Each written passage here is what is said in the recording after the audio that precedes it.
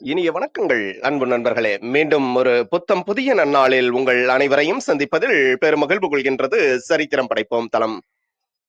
நமது தளத்தின் முதல் படிநிலையாக நேர்மறை சிந்தனைகளை நம்மிடையே விதைக்க வருகின்றார் அன்பு தங்கை ரேவதி சிவசங்கரன் அவர்களை அன்புடன் வரவேற்போம். நன்றி. அனைவருக்கும் வணக்கம். சுய பிரகடனம். இப்பிரபஞ்ச வெளியில் நீக்கமற நிறைந்திருக்கும் பரம்பொருளே, உம்மை வணங்குகின்றோம். உந்தன் அளப்பரிய அன்பால் எங்களுக்கு கிடைத்திட்ட பெற்றோர்கள், வழிகாட்டிகள், உற்றார் உறவினர்கள், நண்பர்கள் மற்றும் ஒவ்வொரு உயிருள்ள ஆன்மாக்கள் மற்றும் உயிரற்ற பொருட்களுக்காகவும் மனம் நிறைந்த நன்றி. உந்தன் அபரிமிதமான படைப்பால் இப்பூ உலகு உந்தன் எழில் நிறைந்த இயற்கையாலும் நிறை வளங்களாலும் நீடித்த நலங்களாலும் ஆகச்சிறந்த நேர்மறை எண்ணங்களாலும் இவ்வுன்னத உலகிலும் எங்கள் உயிர்த்துடிப்புள்ள உள்ளங்களிலும் நீக்கமற நிறைந்துள்ளது. உந்தன் அளப்பரிய அன்பினாலும் அருளினாலும் ஆசிராலும் நாங்கள் ஒவ்வொருவரும் உயர்ந்த உன்னதமான வாழ்வியல் பயணத்தை நிறைவுடனும் நிம்மதியுடனும் அன்றாடம் மேற்கொண்டு வருகின்றோம் ஆகச்சிறந்த வழிகளில். இதனால் நாங்கள் இச்சமூகத்தின் இன்றியமையாதவர்கள் என்பதையும், சீரிய வழியில் பயணிக்கும் அளவிற்கு ஆக்கப்பூர்வமான வழிகளில் எங்களை அன்றாடம் புதுப்பித்து வருகின்றோம் உந்தன் ஒப்பற்ற வழி நடத்துதலுடன். சிறுதுளி பெருவெள்ளம் ஆகும் என்பதைப் போல் நாங்களும் சிறுக சிறுக சாதனை துளிகளை கோர்த்து வருங்கால சரித்திரத்தை ஆக்கப்பூர்வமான முன்னெடுப்புகளால் அலங்கரிக்கும் வரம் தாரும். அனைவருக்கும் நன்றி, அனைத்திற்கும் நன்றி, ஆண்டவனுக்கும் நன்றி. மிக்க நன்றி அனைவருக்கும். நன்றிங்க அன்பு தங்கையே. நமது நிகழ்வின் அடுத்த படிநிலையாக நாம் ஒரு நிமிட தியானத்திற்குள் பயணிக்க இருக்கின்றோம். கண்களை மெலிதாக மூடிக்கொள்வோம், கரங்களை கோர்த்துக் கொள்வோம். இப்பிரபஞ்ச பெருவழியில் உள்ள இறைமைக்கு மனதார நன்றி பகிர கிடைத்த மற்றும் ஒரு அற்புதமான நன்னாள் இது.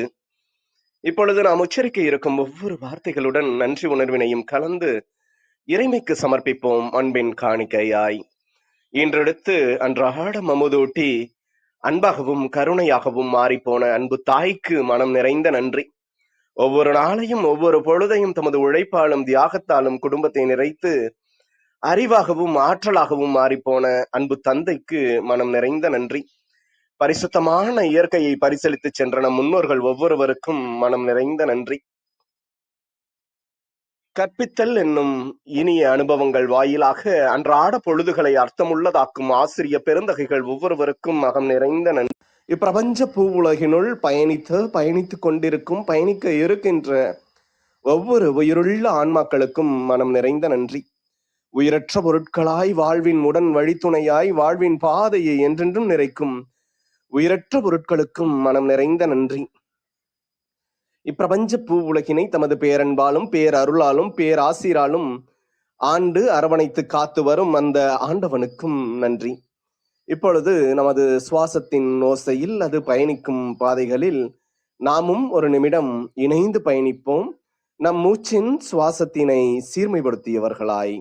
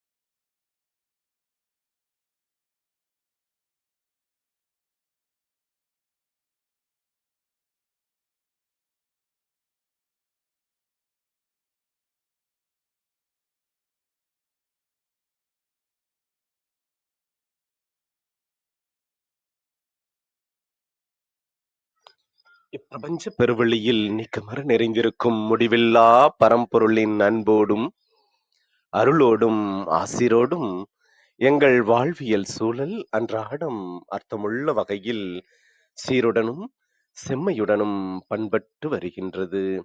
இதனால் இச்சமூகத்தின் சீரிய சிறந்த முன்மாதிரிகளாக நாங்கள் திகழ்வதோடு நில்லாமல் பல்வேறு சாதனைகளையும் அதன் வாயிலாக சரித்திரங்களையும் படைக்கும் அற்புத படைப்பாளிகளாக பரிணமிப்போம். இறைமைக்கு நன்றி.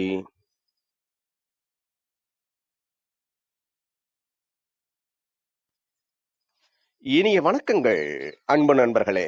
மீண்டும் ஒரு புத்தம் புதிய நன்னாள் இறைமையின் வரமாக நமது தளத்தின் 470வது நிகழ்விற்கு உங்கள் ஒவ்வொருவரையும் அன்புடன் வரவேற்பதில் பெருமகிழ்வு கொள்கின்றது சரித்திரம் படைப்போம் தளம். இந்த நாள் உங்களுக்கு ஆக சிறந்த நன்னாளாக அமைந்திடவும், நீங்கள் அடியெடுத்து வைக்கும் ஒவ்வொரு முயற்சிகளும் உங்களுக்கு ஆக சிறந்த வெற்றிகளை பரிசளிக்கவும் அன்பின் வாழ்த்துக்களை பகிர்ந்து கொள்வதில் பெருமகிழ்வு கொள்கின்றோம் நாங்கள். அன்பிற்கினிய நண்பர்களே, இந்த வாரம் முழுக்க நற்செயல் என்ற ஒரு அற்புதமான தொகுப்பின் கீழ் நமது சிந்தனைகளை செழுமைப்படுத்தி வருகின்றோம். நற்செயல் நிறைந்த இந்த பிரபஞ்சம் என்றென்றும் நன்மைத்தனங்களையே ஒவ்வொருவருக்கும் பிரதிபலிக்கக்கூடிய ஒரு ஆரோக்கிய சமுதாயத்தை உருவாக்கக்கூடிய ஒன்றாக எப்பொழுதும் அமையும். அத்தகையதோர் ஆரோக்கியம் அத்தியாவசியம் என்ற ஒரு அற்புதமான தொடர் நிகழ்வின் மற்றும் ஒரு அழகிய பாகத்தினை நமக்கு நம்பிக்கையே பலம், பலமே நலம் என்ற ஒரு அற்புதமான தலைப்பின் கீழ் அன்பு சகோதரி, தாய்நாடு சமூக கல்லூரியின் நிறுவனர் மஞ்சு பார்கவி அவர்கள் அற்புதமான சிறப்புரையாக வழங்க இருக்கின்றார். நமது எளிய அழைப்பினை ஏற்று இன்றைய நிகழ்வின் சிறப்பு அழைப்பாளராக, சிறப்பு பேச்சாளராக இணைந்து கொண்ட அன்பு சகோதரி மஞ்சு பார்கவி அவர்களை சொல்லரங்க சொந்தங்களாகிய உங்கள் ஒவ்வொருவரின் சார்பிலும் சரித்திரம் படைப்போம் தளம் இந்நிகழ்விற்கு வருக வருக வருக என்று வரவேற்பதில் பெருமகிழ்வு கொள்கின்றது. வாருங்கள், அடுத்த 50 நிமிடங்கள் நம்பிக்கையே பலம், பலமே நலம் என்ற ஒரு அற்புதமான குறுந்தலைப்பில் சிறப்பான கருத்துக்களை நம்முள் உள்வாங்குவோம். நமது வாழ்வியல் புத்தகத்தில் புத்தம் புதிதாய் என்று மலர்ந்துள்ள புதியதோர் பக்கத்தின் அழகியதோர் அத்தியாயத்தினை ஆரோக்கியம் அத்தியாவசியம் என்ற அற்புதமான நிகழ்வு வாயிலாக செழுமைப்படுத்துவோம். நமது வாழ்வியல் வழிகளை இன்னும் இன்னும் செம்மைப்படுத்துவோம். நன்றி.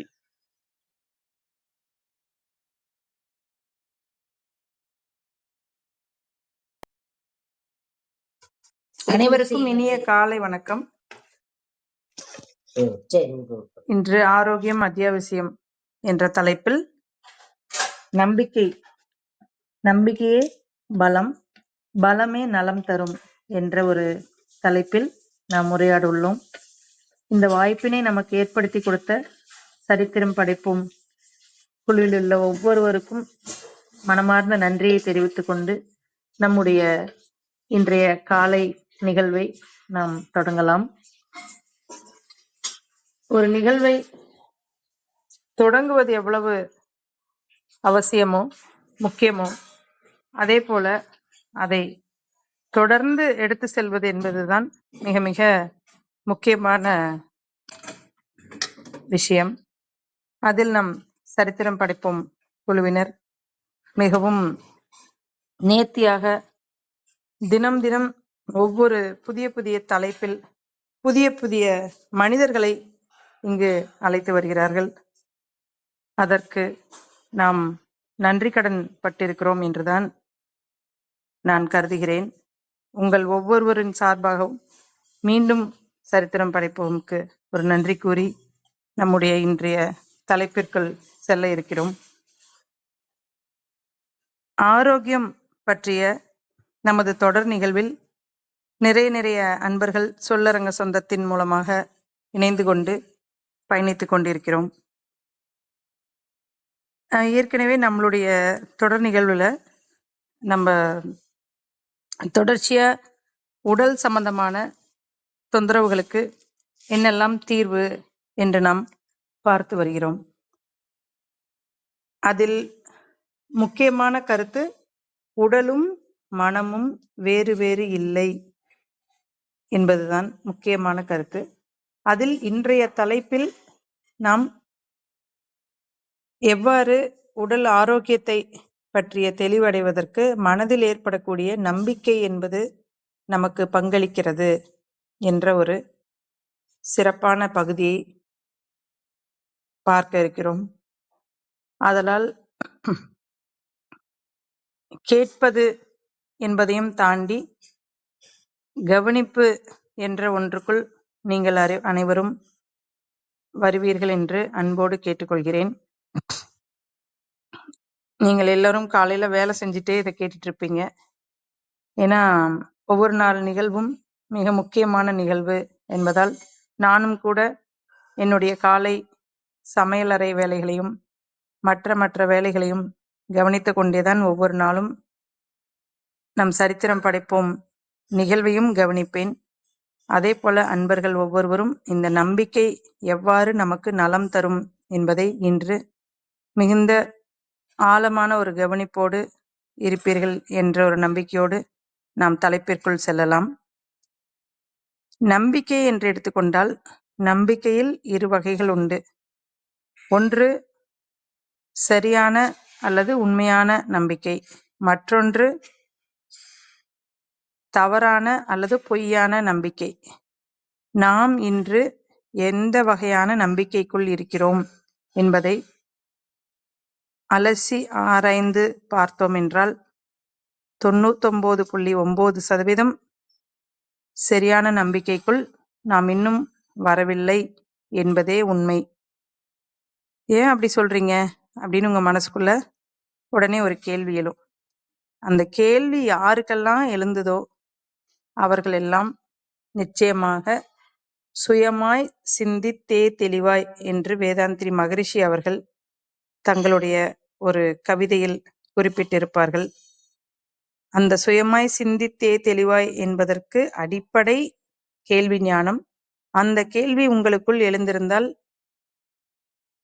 உங்களுடைய அறிவுக்கு நீங்கள் நன்றி சொல்லிக் கொள்ளுங்கள், உங்களுக்கே நீங்கள் நன்றி சொல்லிக் கொள்ளுங்கள். சரி, இப்போ கேள்விக்கான விடையை தேடி நாம் நகர்ந்து செல்லலாம்.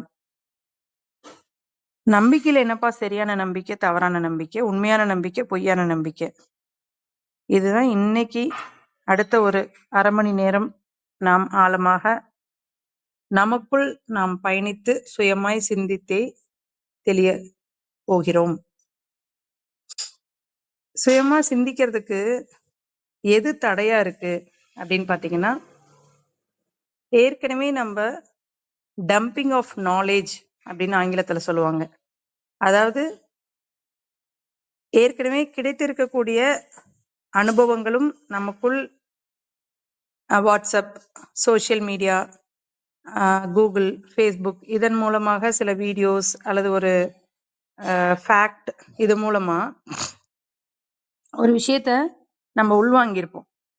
அந்த உள்வாங்கின விஷயம் சரியான விஷயமா இல்ல நமக்கு தேவையற்ற விஷயமா, பொய்யான விஷயமா, பொய்யான விடைகள் நமக்கு கிடைச்சிருக்கா அப்படின்றத எப்படி நாம தெரிஞ்சுக்கலாம்? எப்பொருள் யார் யார்வாய் கேட்பினும் அப்பொருள் மெய்ப்பொருள் காண்பது அறிவு. அந்த மெய்ப்பொருளை எப்படி காண்பதுன்னா, இங்க ஆரோக்கியம் சம்பந்தமான ஒரு சில உதாரணங்களை எடுத்துக்கொள்ளலாம். பால் சாப்பிடவே கூடாதுன்னு ஒரு குழுவினர் ரொம்ப நாளா அழுத்தம் திருத்தமா சொல்லிட்டு இருக்காங்க. ஆனா சரி, அத அவங்க சில ஆய்வுகள் மூலமாக ப்ரூஃப் பண்ணியிருக்காங்க. அதாவது நிறுவனம் செய்துள்ளார்கள். அதை உண்மைன்னு உறக்க சொல்லியிருக்காங்க. அத நம்ம போய் ஒரு ஒவ்வொருவரும் மறு ஆய்வு செய்தால் அங்கு நமக்கு என்ன கிடைக்கும்? உண்மையான உண்மை எது என்று நாம் தெரிந்து கொள்ளலாம். அதை விட்டுவிட்டு ஒருவர் சொல்லிவிட்டார் அதனால் நான் பாலை விட்டேன், அல்லது ஒருவர் சொன்னாரு அதனால நான் வெள்ளை சர்க்கரை விட்டேன், இல்ல ஒருத்தவங்க சொன்னாங்க அதனால நான் பாக்கெட் பாலை விட்டேன் அப்படின்னு விட்டோம் அப்படின்னா அது சரியான ஒரு செயலாக நமக்கு அமையாது. அப்போ அந்த செயல் பிற்பாடு இன்னொருத்தர் ரொம்ப நம்பிக்கையானவர், உங்களுக்கு அந்த நம்பிக்கையானவர் இல்லப்பா பால்லாம் சாப்பிடலாம், பால் அவ்வளோ ஆரோக்கியமானது அப்படின்னு சொன்னாங்கன்னு வைங்களேன், நீங்க என்ன பண்ணுவீங்க? நீங்க ஒரு முடிவெடுத்த விஷயத்த நீங்களாவே பிரேக் பண்ணுவீங்க. அப்ப பிரேக் பண்ணும்போது சைக்கலாஜிக்கலா என்ன ஆகும் அப்படின்னு பாத்தீங்கன்னா, உங்க மேல நீங்க வச்சிருக்கக்கூடிய கான்ஃபிடன்ஸும் நம்பிக்கையும் அந்த இடத்துல உடைஞ்சு போகும். அப்ப கொஞ்ச நாள் கழிச்சு திரும்ப வந்து இன்னொரு விஷயம் சொல்லுவாங்க. இல்லப்பா, நீ பாலே சாப்பிடக்கூடாது. இப்ப இது என்ன பண்ணும் அப்படின்னா, இரட்டை மனநிலைமை தன்மையை நமக்குள்ள கொண்டு வந்துரும். இந்த இரட்டை மனநிலைமை தன்மை என்னன்னா, நம்ம இயல்புல இல்லாத ஒரு மனிதர்களாக மாறி விடுகிறோம். அந்த இயல்புல இல்ல அப்படின்னா, நம்ம பிசிக்கலா நம்மளுக்கு என்ன ஆகும்? சைக்கலாஜிக்கலா இருக்கிற பாதிப்பு பிசிக்கலை எப்படி பாதிக்கும் அப்படின்னு பாத்தீங்கன்னா, நம்ம உடம்புல சுரக்கக்கூடிய டோபமின், ஹாப்பி ஹார்மோன்ஸ் மற்றும் அட்ரினல், இன்சுலின் இந்த மாதிரி ஹார்மோன்ஸை வந்து கண்ட்ரோல் பண்றதே நம்மளுடைய மனதின் இயக்கத்தின் மூலமாக தான் அது சுரக்கிறதுல மாற்றங்கள் நடக்குது. அப்ப ஹார்மோன் இம்பேலன்ஸ் நம்ம உடம்புல நடந்தது அப்படின்னா, இங்க பிசிக்கலா எடுக்கக்கூடிய எந்த டெஸ்ட் ரிப்போர்ட்லயும் இன்னும் அந்த ஹார்மோன் இம்பேலன்ஸ் ஏன் நடக்குது அப்படின்றது ஆய்வு அது வந்து கண்டுபிடிக்கக்கூடிய ஒரு சூழ்நிலை இப்போ வரைக்கும் நவீன மருத்துவத்துல கிடையாதுங்க. அப்போ இத ஆய்வு பண்ணிக்கிறதுக்கு நம்ம என்ன பண்ணணும்? ஒரு சில விஷயங்கள் உண்மை அப்படின்னா அது மாறவே மாறாது. அப்படிதானங்க? அப்படிதானே நம்ம முன்னோர்கள் வாழ்ந்தார்கள். என்னெல்லாம் மாறாது அப்படின்னு பாத்தீங்கன்னா, நம்ம இயல்புல இருக்கிறது மாறாம இருந்துச்சு அப்படின்னா, நம்ம ஒரு புதுசா ஒரு விஷயத்த கேள்விப்படும் போது அல்லது ஒரு புதுசா ஒரு செய்தியை நம்ம கத்துக்கொள்ளும் போது நம்முடைய ஓன் ஸ்டைல்ல நம்ம கத்துக்குவோம். நம்ம ஓன் ஸ்டைல்ல அது கத்துக்கும் போது அது நமக்கு இயல்பாகவே மாறிவிடும். அதற்காக நம்ம சிரமப்படவே வேண்டியதில்லை. அப்ப அதுல புது புது அர்த்தங்கள், புது புது விடயங்கள் உங்களுக்குள்ள நீங்க உணர்ற தருணங்கள் இருக்குல்ல, அது மிக அழகான தருணங்களா இருக்கும். சரி, நீங்க பால் சாப்பிடணுமா சாப்பிடக்கூடாதான்னு சொல்லுங்க மேடம் அப்படின்னு கேக்குறீங்களா? திரும்ப சுயமாய் சிந்தித்தே தெளிவாய் தான். இங்க எதுவுமே இதை செய்யுங்க இதை செய்ய வேண்டாம் அப்படின்னு நம்ம சொல்றதே கிடையாது. நம்ம ஆரோக்கியம் அத்தியாவசியம் நிகழ்வுல it is open to you, it is up to you அப்படின்னு ஆங்கிலத்துல சொல்லுவாங்க. இது உங்களை சார்ந்தது. நீங்க எவ்வளவு நாளைக்கு இப்ப ஆரோக்கியம் அத்தியாவசிய நிகழ்வுல கேட்டேன், இல்ல கிளப் ஹவுஸ்ல கேட்டேன், இல்ல நான் வந்து ஒரு மெடிக்கல் கேம்புக்கு போனேன், அங்க இந்த மாதிரி ஒரு அவேர்னஸ்ல சொன்னாங்க, அதனால அதை ஃபாலோ பண்றேன் அப்படின்னு எத்தனை நாளைக்கு இன்னொருத்தவங்களை நம்ம கை காட்ட போறோம்? சிந்திச்சு பாருங்க நண்பர்களே. நம்ம இன்னொருத்தவங்களை கை காட்டவே வேணாம். உங்களுக்கு பிடிச்சிருக்கா அதுல ஆராய்ச்சி பண்ணுங்க. அப்போ உங்களுக்கான ஒரு விடை அப்படின்றது, உங்களுக்கான ஒரு உண்மை அப்படின்றது, நம்முடைய கை ரேகை எப்படி யாருடனும் பொருந்தி போகாதோ, நம்மளுடைய கண்ணில் இருக்கக்கூடிய ஐரிஸ் எப்படி யார் கூடயும் ஒத்து போகாதோ, அதே போல நம்ம இங்க இருக்கக்கூடிய ஒவ்வொரு தகவல்களும் ஒவ்வொருவருக்கும் ஒவ்வொரு மாதிரியான ஒரு புரிதலை ஏற்படுத்தும் என்பதுதான் இயற்கையின் இயல்பு. இந்த இயற்கையின் இயல்பை யார் ஒருவர் பிடித்துக் கொள்கிறார்களோ அவர்கள் தங்களுடைய வாழ்வில் எளிமையாக அடுத்தடுத்த கட்டத்திற்கு நகர்ந்து சென்று கொண்டே இருப்பார்கள். அடுத்தடுத்த கட்டத்திற்கு நகர்ந்து சென்று கொண்டே இருப்பார்கள். இந்த அடுத்தடுத்த கட்டத்துக்கு நகர்ந்து போறாங்கல்ல, அவங்களுக்கு எப்படி இருப்பாங்க பாத்தீங்கன்னா, அவங்க ரொம்ப எளிமையா இளமையா இருப்பாங்க. அவங்களுடைய தோற்றம், பொலிவு, அவங்க ஒரு இடத்துல இருந்தாங்க அப்படின்னாவே இப்ப சொல்றாங்கல்ல யங்ஸ்டர்ஸ்லாம் ஒரு வைப் அப்படின்னு, அந்த மாதிரி ஒரு நல்ல ஒரு ஹாப்பியான ஒரு வைப்ரேஷன் அந்த இடத்துல இருந்துட்டே இருக்கும். அவங்களோட இருக்கலான்னு இருக்கும், அவங்களோட நம்ம பேசலான்னு இருக்கும். நீங்க எனக்கு ஃபோன் பண்ணுவீங்கன்னே நான் நினைக்கல, நீங்க எனக்கு ஃபோன் பண்ணது ஆச்சரியமா இருக்கு அப்படின்னு சொல்லுவாங்க. ஏன் அப்படின்னா, அந்த ஒரு மனம் வந்து புதுசு புதுசா ஒரு விஷயங்களை தேடிக்கொண்டே இருக்கும். அதுதான் மனிதர்களுடைய இயல்பு. அதை இன்றிலிருந்து தேடத் தொடங்குங்கள். தேடுபவர்கள் எல்லாம் தொலைபவர்கள் இல்லை. வசனம் தவறு. அவர்களே புதையலை கண்டுபிடிப்பவர்கள் என்று மாறா என்ற திரைப்படத்தில் ஒரு பாடல் வரிகள் வரும். அலைவார் எல்லாம் தொலைவார் இல்லை, வசனம் தவறு. அலைவார் அவரே அடைவார் புதையலை அப்படின்னு ஒரு வரிகள் வரும். அந்த பாடலை முடிஞ்சா கேட்டு பாருங்க. ரொம்ப அழகா இருக்கும். அந்த வரிகள், அது பேக்ரவுண்ட் மியூசிக் எல்லாமே வந்து ரொம்ப ரொம்ப அருமையா இருக்கும். ஏன் அப்படின்னா, ஒரு இந்த மாதிரி இயற்கை சார்ந்த ஒரு மியூசிக் அல்லது வரிகள், நம்ம வாழ்க்கைக்கான தத்துவங்கள் எல்லாமே உண்மைக்குமே இன்னைக்கு இந்த விஷயம் எங்கேயுமே நீங்க கேள்விப்பட்டிருக்காத ஒரு புது விஷயம். நேச்சர்ஸ் பெயின் கில்லர் அப்படின்றது இனிமையான இசை, ஒரு நற்சொல், நல்ல மனிதர்கள், இவங்கெல்லாம் வந்து நமக்கு வாழ்க்கையில வலிகளை போக்கக்கூடிய ஒரு வழி நமக்கு.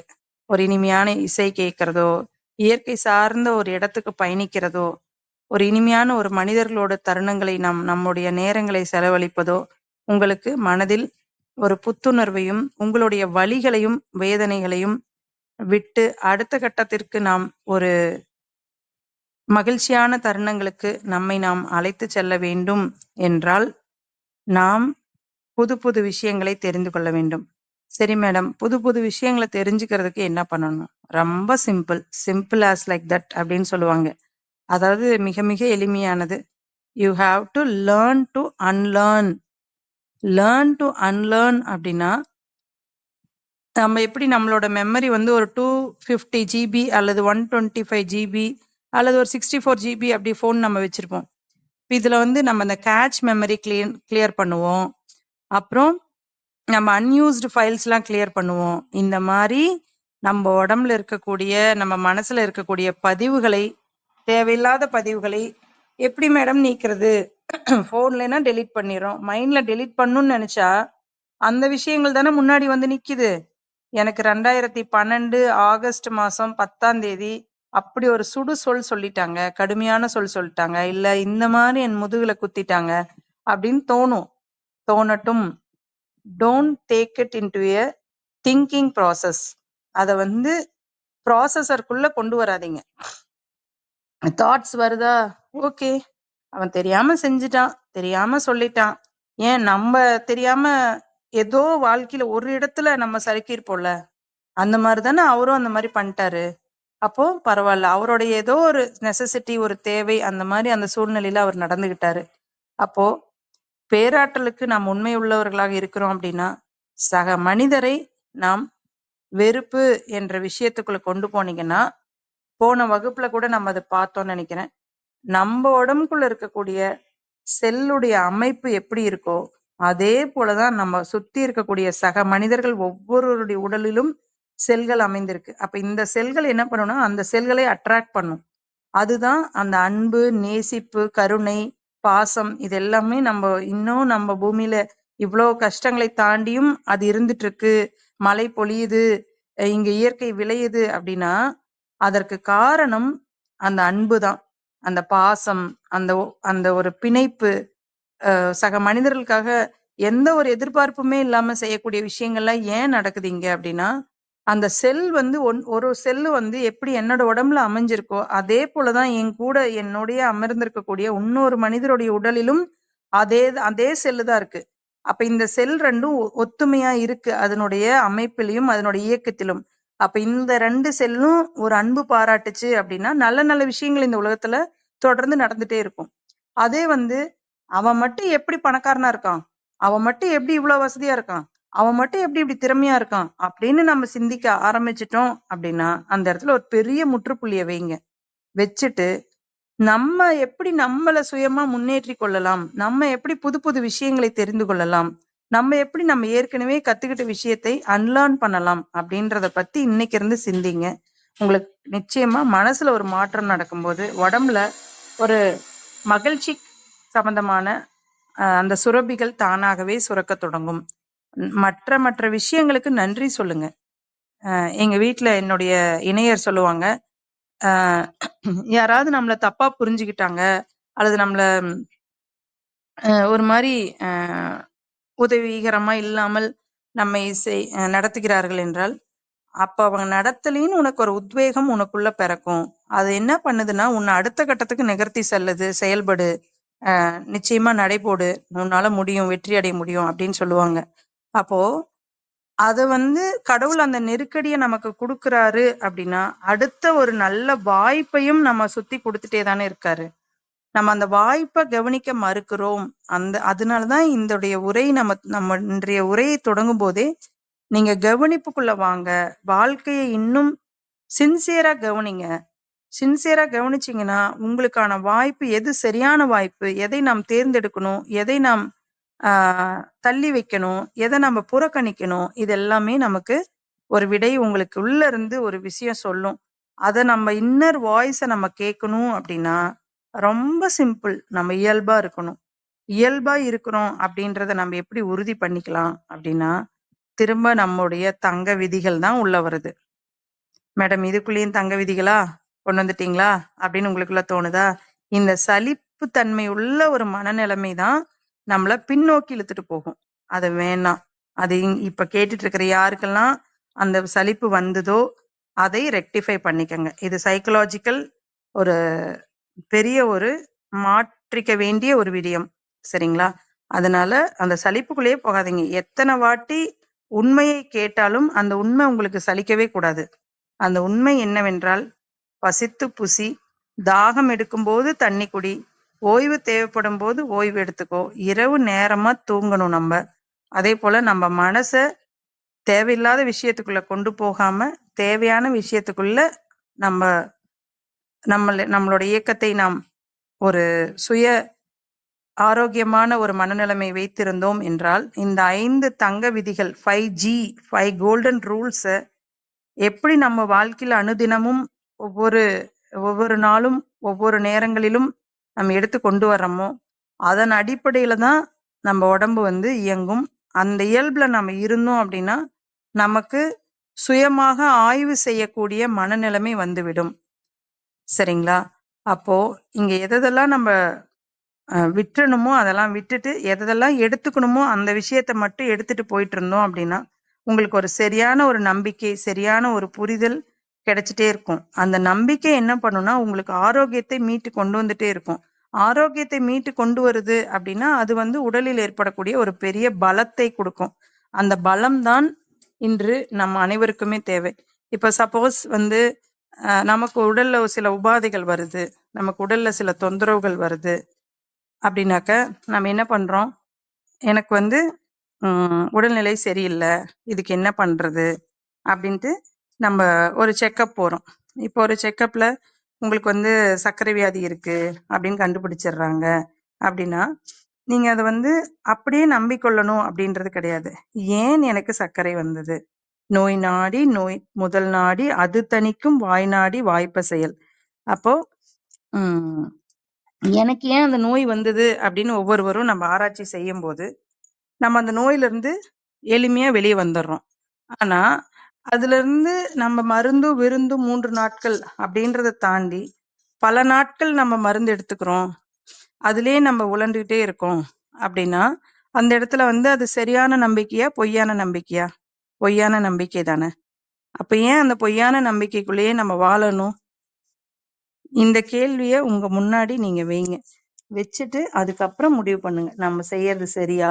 இல்ல தவறா? நம்ம எங்க சரி பண்ணணும்? நம்ம எங்க வந்து நம்ம விட்டுவிட்டு நம்மளுடைய இயல்பை விட்டுவிட்டு நாம் வெளியில் வந்து சுயமா சிந்திக்காம இன்னைக்கு இவ்ளோ மருத்துவ முறைகள் வளர்ந்து விட்டது. ஆனால் என்னை போன்றவர்களுடைய கேள்வி என்னவென்றால், ஏன் நோய்கள் குறையவில்லை? ஏன் நோய்கள் குறையவில்லை? ஏன் புதிதாக நோய்கள் மனிதர்களுக்கு வருகிறது? புதிதாக பயம் மனதுக்குள் உருவாகிறது. அந்த பயத்தை வைத்து ஏன் இங்கு உள்ளவர்கள் எல்லாம் பணம் ஈட்டுகிறார்கள்? அந்த பணம் ஈட்டுபவர்கள் தான் ஒரு இறுதியில் மகிழ்ச்சியாக இருக்கிறார்களா? இவ்வளவு கேள்விகளையும் உங்களுக்குள் வையுங்கள். அதற்கான உண்மையான பதில் உங்களுக்கு கிடைக்க வேண்டும் என்று இந்த இயற்கையிடமும், பேராற்றலிடமும் நான் மன்றாடி கேட்டுக்கொள்கிறேன். பொய்யான நம்பிக்கைக்குள்ள போறதுக்கு ஒண்ணே ஒண்ணுதான் நம்ம செய்யறோம். இன்னைக்கு காலகட்டத்துல 99.9% தவறான ஒரு நம்பிக்கைக்குள்ள மருத்துவம் சார்ந்து, உடல் சார்ந்து, மனம் சார்ந்து நகர்ந்து போயிட்டோம். இன்னைக்கு சுதந்திர போராட்டம் நடந்து நம்ம 1947ல நமக்கு சுதந்திரம் கிடைச்சது அப்படின்றது கூட உண்மையான இன்னைக்கு ஒரு பெரிய கேள்விக்குரிய எங்களை போன்ற இயல்பில் வாழ்ந்து கொண்டிருக்கக்கூடியவர்கள் ஒரு கேள்வியாக வைக்கிறோம். ஏன் அப்படின்னா, ஆங்கிலேயர்கள் வேணாம், எங்களுடைய வாழ்க்கை இயல்பா நாங்க வாழ்ந்துக்கிறோம் அப்படின்னு நம்ம ஒவ்வொருவரும் இங்கு காந்தியடிகளின் தலைமையிலும் மற்ற தலைவர்களின் தலைமையிலும் நம்ம முடிவெடுத்தோம். ஆனா நம்முடைய கல்வி முறையிலும், நம்முடைய மருத்துவ முறையிலும், நம்முடைய வாழ்க்கை முறையிலும் ஆங்கிலேயர்களை மட்டும்தான் இன்றும் நாம் பின்பற்றிக் கொண்டுள்ளோம். எப்படி மேடம் இப்படி சொல்றீங்க அப்படின்னா, உண்மைதான். என்னுடைய குழந்தை ஒரு 6ஆம் வகுப்பு படிக்கும்போது, இந்த சயின்ஸ் இருக்குல்ல, இந்த பாடம் வந்து எனக்கு தமிழ்ல சொல்லிக் குடுத்தா புரியும்னு எனக்கு தோணுது அப்படின்னு வந்து எங்களோட வருத்தமா பகிர்ந்துக்கிட்டாங்க. அப்போ சரி தமிழ் வழி கல்வியில சேர்த்தலாம். குழந்தை வந்து தமிழ்ல படிக்கட்டும் அப்படின்னு சொன்னாங்க. அப்போ எங்களுடைய பகுதிகள்ல இருக்கக்கூடிய அ அரசாங்க பள்ளியிலிருந்து ஒரு தகவல் வெளிவந்தது. என்ன அப்படின்னா, பிறந்த நாள் கொண்டாடுகிறார்கள் குழந்தைகள். அங்க படிக்கக்கூடிய பெண் குழந்தைகள் முக்கியமாக. அப்போ அந்த பிறந்தநாள் விழாவுல மதுபானங்களும் இடம்பெறுகிறது அப்படின்னு நியூஸ் பேப்பர்லயே வெளிவந்த செய்தி இது. இது எப்பனாக்க 2016 2016, 17 கல்வி ஆண்டுல இந்த மாதிரியான ஒரு குற்றச்சாட்டு. தமிழ் வழி கல்வியில படிக்கிறதுக்கான வாய்ப்பே இல்லாம போயிடுச்சு அப்படின்னு தான் உண்மை. இன்னைக்கு எவ்வளவோ பள்ளிக்கூடங்கள் குழந்தைகளுடைய வருகை இல்லாமல், அதே போல ஈராசிரியர் பள்ளிகள், ஓராசிரியர் பள்ளிகள் நிறைய உருவாயிடுச்சு. ஏன் ஏனென்றால் எல்லாருமே ஆங்கில மோகத்தில் ஆங்கிலம் வேண்டான்னு சொல்லவே இல்லை. ஐ லவ் ஆங்கிலம். நான் வந்து ஒரு ஆங்கில மொழியை ரொம்ப நேசிக்க அது மொழி அவ்வளவுதான். ஆனா தமிழ் தான் அறிவையும் இந்த சமுதாயத்திற்கு கூடிய இந்த மாதிரி நம்பிக்கையும் உண்மையும் புரிய வைக்கக்கூடிய ஒரு அறிவியல். Tamil is not a language. இது வந்து பெரிய பெரிய அறிஞர்கள் வந்து இத ஆய்வு பண்ணி அதை ப்ரூஃப் பண்ணியிருக்காங்க. சரிங்களா? அப்ப நம்ம வந்து நம்மளுடைய பாரம்பரிய அறிவை என்னைக்கு இழக்க தொடங்கணுமோ அன்னைக்கு வந்தது நமக்கு ஒரு பெரிய சாபக்கேடு. என்ன மேடம் சாபக்கேடுன்னு சொல்றீங்க காலையில அப்படின்னு கேக்குறீங்களா? உண்மைதான் நண்பர்களே. ஏன் அப்படின்னா, ஒரு ரொம்ப வருந்தத்தக்கக்கூடிய ஒரு தகவல்.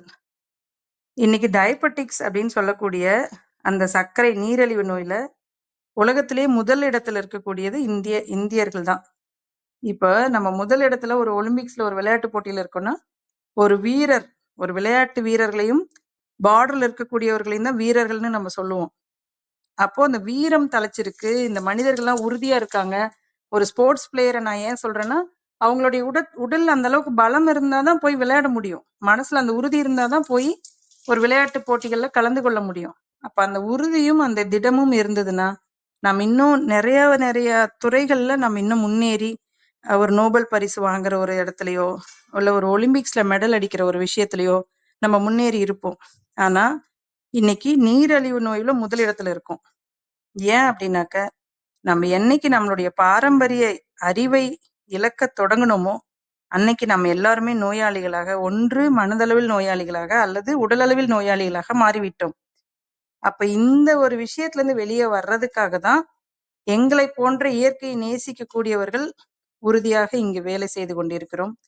இதை நீங்களும் உங்களுடைய வாழ்க்கைக்கு எந்த அளவுக்கு தேவையோ அந்த அளவுக்கு எடுத்துக்கொண்டு நல்ல ஒரு ஆரோக்கியமான ஒரு சமுதாயத்தோடு நாம் இணைந்து பயணிக்க வேண்டும் என்ற விருப்பத்தை இன்றிலிருந்து வையுங்கள்.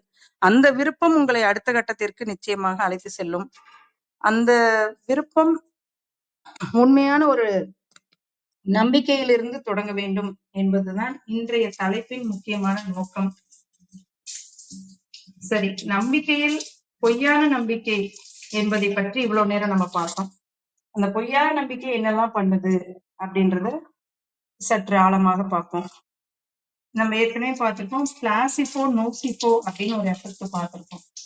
பிளாசிபோ எஃபெக்ட் அப்படின்னாக்க, ஒரு உதாரணத்துக்கு ஒரு நோயாளிக்கு அந்த நோயை வந்து டயக்னோஸ் பண்ணிட்டு அந்த நோயே இல்ல அப்படின்னு மருத்துவர் வந்து ஒரு அறிக்கை கொடுக்குறாரு அப்படின்னா, அந்த நோயுடைய சிம்டம்ஸ் இருந்தா கூட அது இல்ல அப்படின்னு அந்த நோயாளி நினைச்சு வாழ்ந்தாரு அப்படின்னா, அது வந்து பிளாசிபோ எஃபெக்ட்.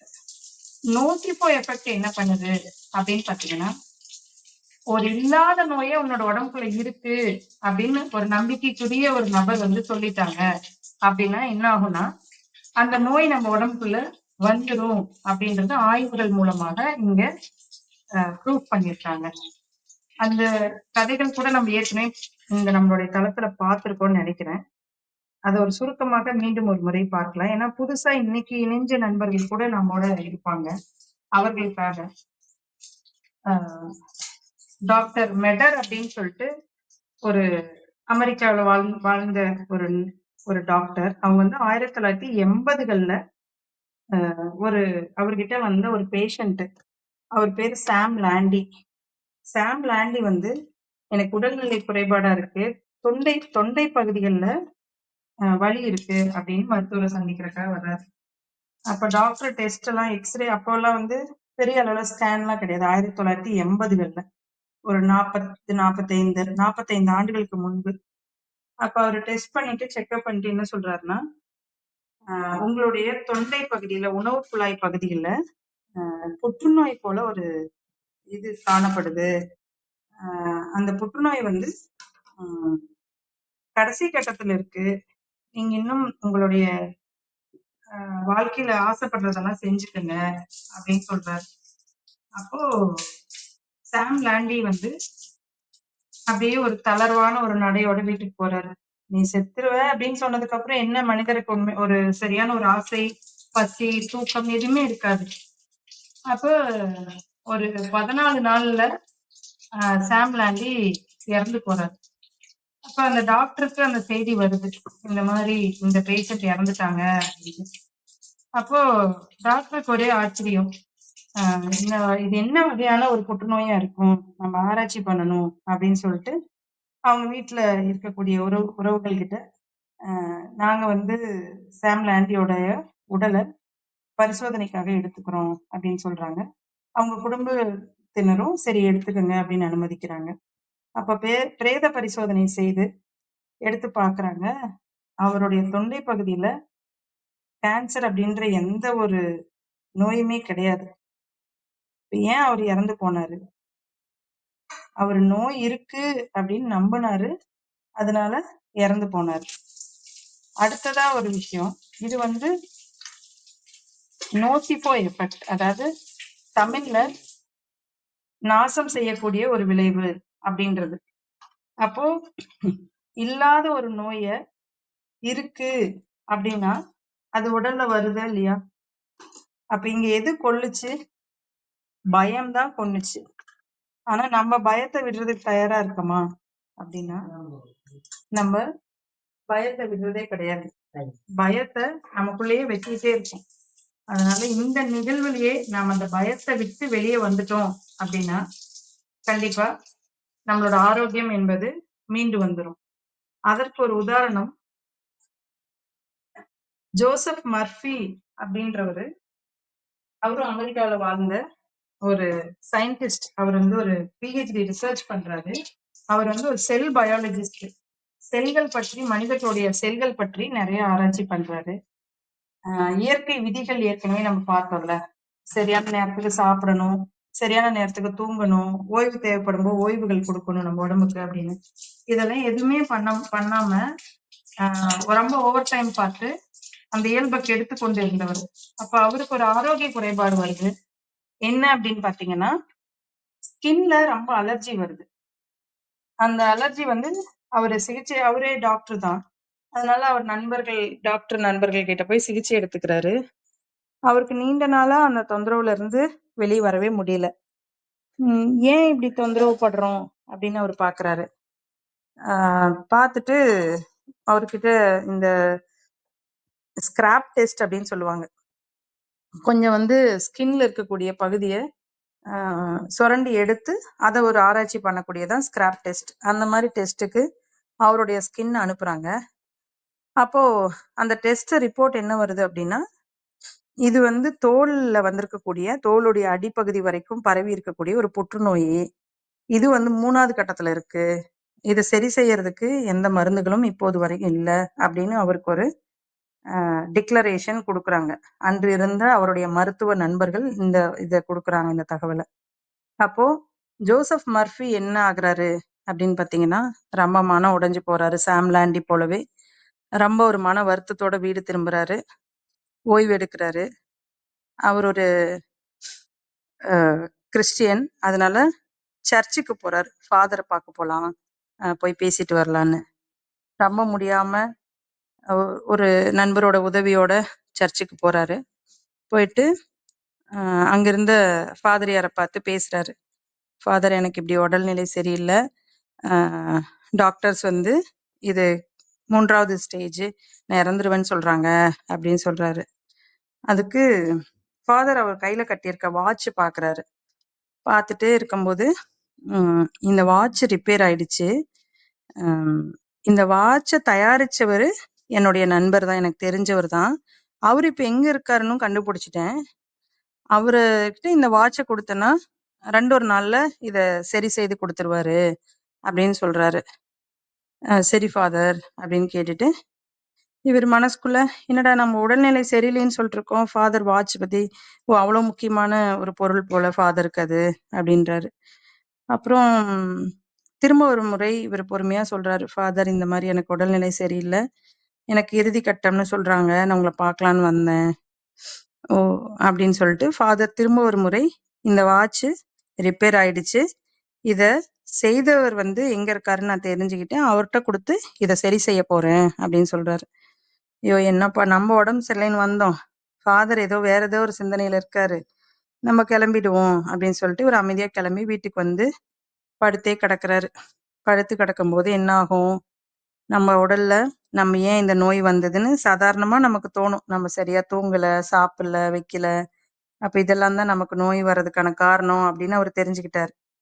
தெரிஞ்சுக்கிட்டே இருக்கும்போது ஃபாதர் ஏன் அந்த வாட்ச் சரியில்லை, அதை கண்டுபிடிச்சிட்டேன், அது ரிப்பேர் செஞ்சிடலான்னு சொல்றாரு, ஓ அப்ப இந்த உடல் எங்க இருந்து உருவானுச்சு அப்படின்னு சிந்திக்க ஆரம்பிக்கிறேன். ஏன்னா அவரே ஒரு செல் பயாலஜிஸ்ட் தானே, அவர் ஒரு ஆராய்ச்சியாளர் தானே. அப்போ அதை சிந்திக்கிறாரு. சிந்திச்சுட்டு இந்த நோயில இருந்து முழுமையா வெளியே வர்றாரு, அந்த புற்றுநோயில இருந்து முழுமையா வெளியே வர்றாரு. அப்போ ஆள் மனதின் அற்புத சக்தி அப்படின்னு உலகத்திலேயே அதிகமா விற்று தீர்ந்த புத்தகத்தில் ஒரு புத்தகம் இந்த ஆள் மனதின் அற்புத சக்தி. அதை எழுதினவர் ஜோசப் மர்ஃபி. அவரை சர்ச் பண்ணி பாருங்க கூகுள்ல, அவசியம் அவரை பத்தி நீங்க தெரிஞ்சுக்கணும். இந்த மாதிரி உண்மையா நடந்த நிகழ்வுகளை நீங்கள் தெரிந்து கொள்ளும் போது உங்களுடைய நம்பிக்கை சரியான ஒரு நம்பிக்கையாக மாறும் அப்படின்றத உங்களோட நான் பகிர்ந்து கொள்றது ரொம்ப மகிழ்ச்சி அடைகிறேன். அப்போ உண்மையாவுமே நோய்வாய்ப்பட்டவர் எப்படி நோயிலிருந்து எளிமையா வெளியே வந்தாரு? இப்ப இந்த உடல் எப்படி கட்டமைக்கப்பட்டிருக்கு, இந்த உடல் எப்படி அம்மாவுடைய செல்லும் அப்பாவுடைய செல்லும் இணைந்து நாம உருவானோம் அப்படின்ற ஒரு புரிதலை புரிந்து கொண்டதின் காரணமாக அவர் வந்து அந்த நோயிலிருந்து விடுபட்டு வந்தார். கேன்சர் போன்ற அவ்வளவு பெரிய நோய்கள் சொல்லக்கூடிய சமுதாயத்துல இருக்கக்கூடிய ஒரு பெரிய நோயே வந்து எளிமையா அவர் உடலை அவர் புரிந்து கொள்ளும் போது அவர் அந்த நோயில இருந்து வெளியே வந்தாரு அப்படின்னு நாம பார்க்கும்போது, இங்க நமக்கு ஏற்படக்கூடிய சர்க்கரை, பிரஷர், தைராய்டு, இது போன்ற சின்ன சின்ன தொந்தரவுகள்ல இருந்து நம்ம கண்டிப்பா மீண்டு வந்துட முடியும் நண்பர்களே. அதை உறுதியா ஆழமான ஒரு புரிதலோட நம்புங்க. அதுதான் சரியான ஒரு புரிதலாக உங்களுக்கு இருக்கும். அதை இந்த ஆரோக்கியம் அத்தியாவசியம் என்ற நிகழ்வின் மூலமாக நீங்கள் டேக்அவே அப்படின்னு சொல்லுவாங்க, உங்க வாழ்க்கைக்கான ஒரு டேக்அவே எடுத்துக்கோங்க. அந்த வாட்ச தயாரிச்சவர் எனக்கு தெரிஞ்சவர் தான், அதே போல இந்த உடம்ப தயாரிச்சவரும் நம்ம எல்லாத்துக்கும் தெரிஞ்சவர் தான். அவர் எங்க இருக்காருன்னா நம்ம கூடயே உயிராக மூச்சு காத்தாக நம்ம கூடயே தான் இருக்காரு. அவர் இருக்காரு அப்படின்னா நம்ம உடம்பையும் அவர் சரி பண்ணுவாரு. இன்னைக்கு இருக்கக்கூடிய நவீன மருத்துவத்துல கடைசி கட்டத்துல கடவுள் காப்பாத்துவாரு அப்படின்னு சொல்றாங்க இல்லையா? ஏன் முதல் கட்டத்திலேயே கடவுள் காப்பாற்ற மாட்டாரா? இந்த கேள்வியும் நான் உங்க முன்னாடி வைக்கிறேன். இதே போல இன்னைக்கு நிறைய கேள்விகளை நான் உங்களிடம் உங்கள் முன்னே வைத்துள்ளேன். இவ்வளவு மருத்துவ டெக்னாலஜிஸ் வளர்ந்துருச்சு, ஆனா ஏன் நோய்கள் குறையல? அப்ப நோய்கள் குறையறதுக்கு எங்க சிக்கல் இருக்கு அப்படின்றத சிந்திச்சு சுயமாய் சிந்தித்தே தெளிவாய், சுயமாய் சிந்தித்தே தெளிவாய் என்று கூறி இந்த வாய்ப்பினருக்கு நன்றி கூறி விடைபெறுகிறேன். நன்றி நன்றி நன்றி. நன்றி, நன்றிங்க அன்பு சகோதரி. மிகவும் சிறப்பான உரை. நம்பிக்கையே பலம், பலமே நலம் என்ற ஒரு அற்புதமான தலைப்பின் கீழ் இன்று சிறப்புரை வழங்கிய தருணங்களுக்காக சொல்லரங்க சொந்தங்களாகிய அன்பு நண்பர்கள் ஒவ்வொருவருடனும் இணைந்து சரித்திரம் படைப்போம் தளம் தங்களுக்கு மனம் நிறைந்த நன்றிகளையும் வாழ்த்துக்களையும் பாராட்டுகளையும் பகிர்ந்து கொள்வதில் பெரும் மகிழ்வு கொள்கின்றது. அன்பிற்கினிய நண்பர்களே, நாம் அனைவரும் இணைந்திருப்பது சரித்திரம் படைப்போம் தளம். ஒவ்வொரு வாரமும் ஒவ்வொரு தொகுப்பு, ஒவ்வொரு நாளும் ஒவ்வொரு தலைப்பு. வார இறுதியில் சிறப்பு விருந்தினரின் அழைப்பு. ஞாயிறுதோறும் நமக்கே நமக்கான விடுப்பு என்ற அடிப்படையில் நமது தளம் இயங்கி வருகின்றது. அவ்வரிசையில் இந்த வாரம் முழுக்க நாம் நற்செயல் என்ற ஒரு அற்புதமான தொகுப்பின் கீழ் நமது சிந்தனைகளை செழுமைப்படுத்தி வருகின்றோம். இன்று ஆரோக்கியமே அத்தியாவசியம் என்ற அற்புதமான தொடர் நிகழ்வில் அற்புதமான மற்றும் ஒரு பாகத்தினை அன்பு சகோதரி தாய்நாடு சமுதாய கல்லூரி நிறுவனர் மஞ்சு பார்கவி அவர்கள் அற்புதமான சிறப்புரையாக இன்று வழங்கினார்கள். நாளை நமது தளத்தில் இலக்கிய வெள்ளியில் வாசிப்பை நேசிப்பம் பகுதியில் கவிதாயினி அமிதா இளங்கோவன் அவர்கள் அற்புதமான சிறப்புரையை வழங்க இருக்கின்றார்கள். வரும் சனிக்கிழமை நமது தளத்தின் சிறப்பு விருந்தினராக நம்மிடையே பங்கேற்க இருப்பவர் பட்டிமன்ற பேச்சாளர், கல்லூரி இணை பேராசிரியர் சுபா அருணாச்சலம் அவர்கள். அவருடைய வாழ்வியல் அனுபவங்கள் மற்றும் நேர்காணல் நிகழ்வில் பங்கேற்க ஒவ்வொருவரையும் அன்புடன் அழைக்கின்றோம். சரித்திரம் படைப்போம் தளத்தின் ஒவ்வொரு நாள் நிகழ்வுகளிலும் சரித்திரம் படைப்போம் தளத்தோடு இணைந்து பயணிக்கவும் பயன்பெறவும் அன்புடன் அழைக்கின்றோம். இப்பொழுது நிகழ்வின் நெறியாளுமையை தொடரவும் முதன்மை கருத்தினை வழங்கிடவும் அன்பு தங்கை ரேவதி சிவசங்கரன் அவர்களை அன்புடன் அழைக்கின்றோம். நன்றி. வணக்கம் அனைவருக்கும். ரொம்ப அழகான ஒரு உரை இன்னைக்கு மஞ்சு பார்கவி அவர்கள் கொடுத்துருக்காங்க நம்மளுக்கு. ஏன்னா எடுத்த வரையே முதல்ல நான் சொல்றேன், இதெல்லாம் நீங்க கேட்டுக்கங்க அப்படின்னு சொல்லாம நம்மளுடைய வேதாத்ரி மகரிஷி அவர்களுடைய கவிதையிலிருந்து ரொம்ப அழகான ஒரு கவிதை வரிகளை சொன்னாங்க. சுயமாய் சிந்தித்தே தெளிவாய் அப்படின்னு. ஏன்னா அவங்க சொன்ன மாதிரிதான் நம்மளுக்கு நிறைய விஷயங்கள் இப்போ பழைய காலங்கள்ல நம்மளுக்கு கொண்டு போற விஷயங்கள் அப்படிங்க கேட்கிற விஷயங்கள் நம்மளுக்குள்ள போற விஷயங்கள்ங்கிறது ரொம்ப குறைவாக இருந்து இப்ப நம்மளே காதை மூடிக்கிட்டா கண்ணை மூடிக்கிட்டா கூட நம்ம அறியாம நிறைய விஷயங்கள் நம்மளுக்கு விழுந்துட்டே இருக்கு. அதுக்கு ரொம்ப அழகா சொன்னாங்க. சுயமாய் சிந்தித்தே தெளிவாய்ங்கிறதும் சரி, எப்பொருள் யார் யார் வாய் கேட்பனும் அப்பொருள் மெய்ப்பொருள் காண்பது அறிவு அப்படின்னு நம்ம திருக்குறள்ல இருந்தும் மெய்க்கோள் காட்டினாங்க. ஏன்னா எந்த அளவுக்கு நம்ம வாழ்க்கையில நிறைய விஷயங்கள் தேடுதோ அதுல இருந்து dumping of knowledge, dumping of learning அப்படின்னு சொன்னாங்க. ஏன்னா அது எங்க பார்த்தாலும் நீங்க ஒரு விஷயத்த பத்தி நீங்க தேடினீங்கன்னா, இப்ப எல்லாம் இது ஒரு நம்மளுக்கு எதா இருந்தாலும் நம்ம கூகுள்ல பாக்குறது, இந்த மாதிரி நிறைய விஷயங்கள் நம்மளுக்குள்ளேயே நிறைய டம்ப் பண்ணி வச்சிருக்கோம் அப்படிங்கிறதையும் ரொம்ப அழகா சொன்னாங்க. அது ஒரு எடுத்துக்காட்டா ஒரு பாலை வச்சு சொன்னாங்க. இப்போ சொல்றாங்க பால் சாப்பிடவே கூடாதுன்னு சொல்றாங்க. அப்படிங்கிறக்கும் அது எப்படி ஆராய்ச்சியில நிரூபணம் ஆயிருக்கு அப்படிங்கறதையெல்லாம் உங்ககிட்ட காமிச்சா அதை மட்டும் நீங்க சொல்லி நம்பணுங்கிறது இல்ல. நீங்க மறு ஆய்வு செய்வீங்க ஒவ்வொரு விஷயமா. ஏன்னா ஒவ்வொருத்தருடைய ஐரிஸும் சரி, ஒவ்வொருத்தருடைய கை ரேகையும் சரி வித்தியாசமா தான் இருக்கு. அதே போல ஒவ்வொருத்தருடைய உடலும் மனமும் வித்தியாசமா இருக்கையில நமக்கு நம்மளே ஆராய்ச்சி கண்டுபிடிச்சுதான் செய்யணும் அப்படிங்கறத ரொம்ப அழகா சொன்னாங்க. அது போல நம்ம நினைக்கிற நிறைய விஷயங்களுக்கு ஆணி வேராக இருக்கிறது உடல் அப்படின்னு நம்ம நினைச்சிட்டு இருக்கோம். அதுக்குமே மேல உடல் ஒரு முக்கியமான விஷயமா இருக்கிறது நம்மளுடைய மனமும் மனநிலையும். ஏன்னா நம்ம மனநிலை அப்படிங்கிறத பொறுத்துதான் நம்மளுக்குள்ள இருக்க நல்ல நல்ல ஹார்மோன்ஸும் சரி, கெட்ட கெட்ட ஹார்மோன்ஸும் சரி சுரக்குது. என்னதான் நீங்க உடற்பயிற்சி செஞ்சு என்னதான் நல்ல விஷயங்களா உங்க உடம்புக்கு கொடுத்துட்டு இருந்தாலும் உங்க மனதை நீங்க சரியாக கொண்டு போகலைன்னா நிச்சயமா நம்மளுடைய அந்த ஹார்மோன்ஸ் சரியாக சுரக்காது. அது ஒரு பெரிய ஒரு பிரச்சனைகளை நம்ம உடலுக்கு ஏற்படுத்திடும். அதே போல மனதிற்கும் ஏற்படுத்திடும். அதுக்கும் ரொம்ப அழகா இன்னொன்னையும் மேற்கொள்ளணும்னா, அலைவார் அவரே அடைவார் அவரே, தேடுங்கள் கண்டடைவீர். அது மாதிரி நிறைய விஷயங்கள் யார் யாருக்கெல்லாம் தேடல் இருக்கோ, தேடல் இருக்கவங்கனாலதான் நிச்சயமா எதையுமே நம்ம தெரிஞ்சுக்க முடியும்.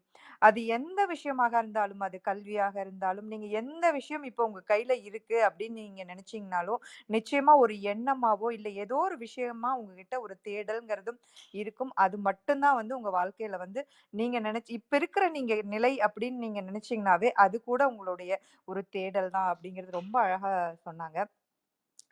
அதே போல நம்ம நிறைய விஷயங்களை கத்துக்கிறதுக்கு நம்ம நம்ம ஆசைப்படுறோம். அதே மாதிரி கத்துக்கிறோம். அதே போல நம்ம நிறைய விஷயங்களை லேர்ன் டூ அன்லேர்ன் சொல்லுவாங்க. கத்துக்கிட்டத மறக்கறதுக்கும் நம்ம வந்து தயாராக இருக்கணும். ஏன்னா, நம்மளுடைய மனதுல வந்து ஒவ்வொன்னுமே பதிவா வந்து நம்ம பதிய வச்சிருக்கோம். அதுக்கு ரொம்ப அழகா சொன்னாங்க. ஒரு டேட் சொல்லி, அந்த டேட்ல இந்த விஷயம் அப்படின்னு சொன்னா, நம்மளுக்கு இப்பவும் புத்தம் புதுசா அந்த நினைவுகளும், அந்த கோபம், அந்த விஷயங்கள் வந்து நம்ம மனதுக்குள்ளேயே போயிட்டுருக்கும். ஏன்னா, அந்த அளவுக்கு வந்து நம்ம அத உள்ளார்ந்து அத உள்ளுக்குள்ள கொண்டு போயிருப்போம். அப்படிங்கிறதையும் ரொம்ப அழகா கொண்டு போனாங்க. அதே போல நம்ம எல்லாரும் ஒரே விஷயத்த வந்து பார்க்கணும்னா, இங்க நிறைய எடுத்துக்காட்டுகள் சொல்லுவாங்க. நம்ம எல்லாரும் ஒரே இறை துகள். நம்ம எல்லாரும் இறைவன் கிட்ட இருந்து தான் வந்திருக்கோம் அப்படிங்கிறத ரொம்ப அழகா சொல்லுவாங்க. அவங்க ரொம்ப அழகா இன்னொரு விஷயம் சொன்னாரு. சக மனிதர்களுக்கு நம்மளுக்குள்ள என்ன செல் இருக்கோ, அதே செல் தான் அவங்க கிட்டயும் இருக்கு. நம்ம எந்த அளவுக்கு சில நேரங்கள்ல கோவப்படுறது, சில நேரங்கள் நம்ம அதே மாரி பண்றது இல்லையா? அது ஒரே விஷயத்த மட்டும் நம்ம நெனச்சு பார்த்தா, மத்தவங்கள வந்து விட்டுட்டு நம்ம சுயநலமா சோ இல்லாம எந்த அளவுக்கு நம்ம முன்னேற்றத்த பத்தி முடியும் அப்படிங்கிறது ரொம்ப அழகா குறிப்பிட்டாங்க. அதேபோல அவங்களுக்கு அவங்க வாழ்க்கை துணைவர் வந்து சொன்ன ஒரு அழகான பாடத்த வந்து நம்மளுக்கு சொன்னாங்க. இப்ப நம்ம எல்லாமே ஒரு வாழ்க்கையில ஒரு விஷயங்கள் வருதுன்னா, நம்ம என்ன நினைப்போம், அது எனக்கு இப்படி ஒரு கஷ்டத்த குடுத்துருச்சே அப்படிங்கிறத நினைப்போம். ஆனா, அந்த கஷ்டத்துக்கு பின்னாடி நம்மளுக்கு கிடைச்ச அனுபவம் அப்படிங்கிறது, நம்ம பழைய ஒரு ரேவதியா என்ன எடுத்துக்கிட்டா, அதுக்கப்புறம் ஒரு 2.0வோ இல்ல அடுத்த விஷயத்துக்கு நம்மள எடுத்துட்டு போனது அந்த கடினமான சிச்சுவேஷனா தான் இருக்கும்.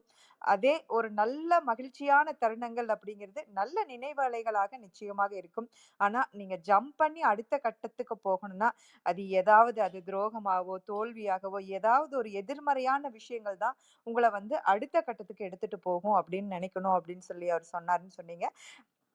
நிச்சயமா அது ஒவ்வொருத்தர் வாழ்க்கையிலும் வந்து அது நடந்திருக்கும்னு நான் நினைக்கிறேன். அதேபோல கோல்டன் ரூல்ஸ் எப்பவுமே வந்து மஞ்சு பார்கவி திரும்ப திரும்ப சொல்லிக்கிட்டே இருப்பாங்க.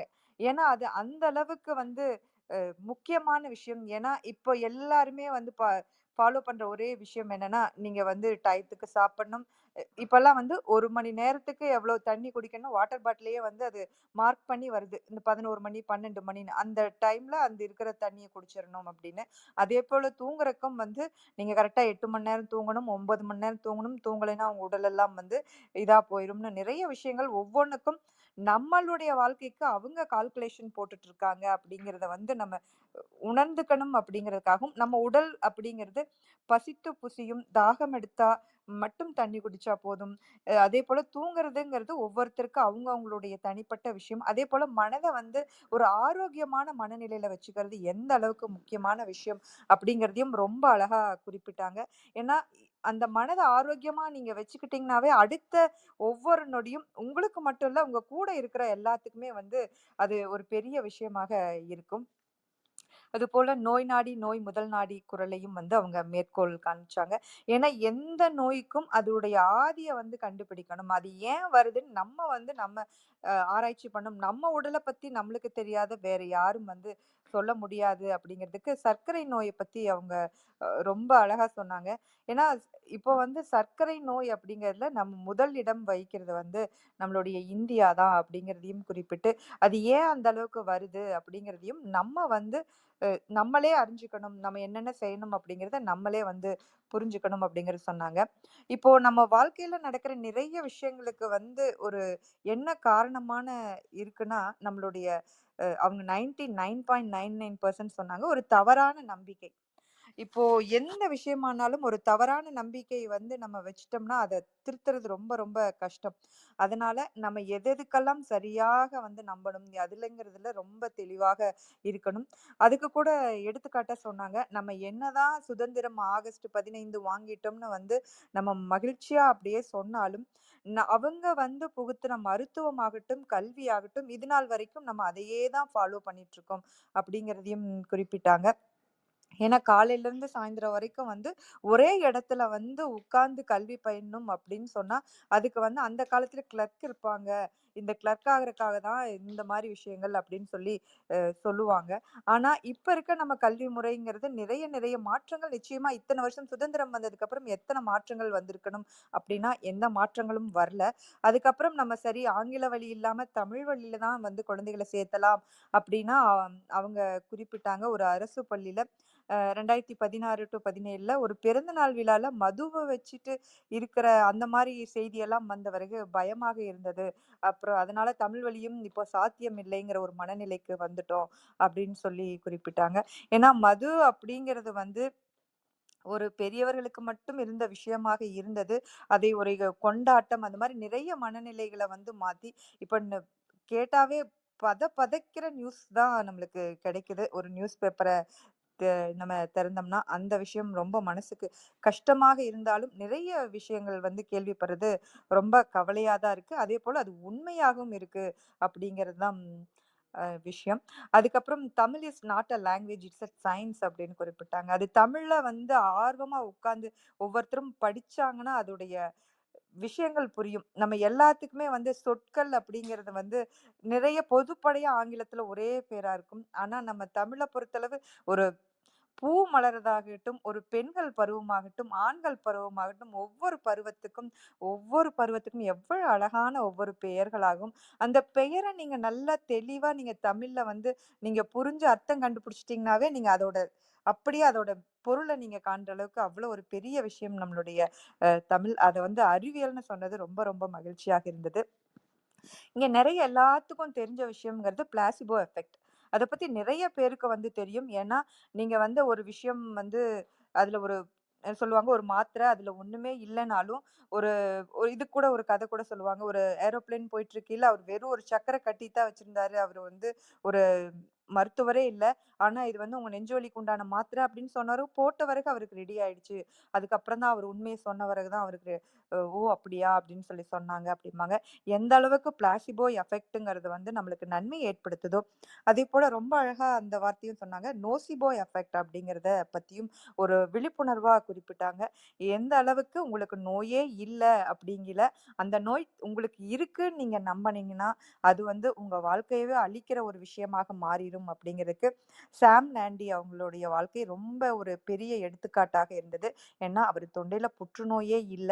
ஆனா, அங்க வந்து உங்க தொண்டையில வந்து புற்றுநோய் இருக்கு. அது கடைசி ஸ்டேஜ்ல இருக்குன்னு வந்து அந்த மருத்துவர் சொன்னது. அவர் திரும்ப திரும்ப அதையே வந்து மனம் நொந்து அதையே திரும்பி நெனச்சு பார்த்தது.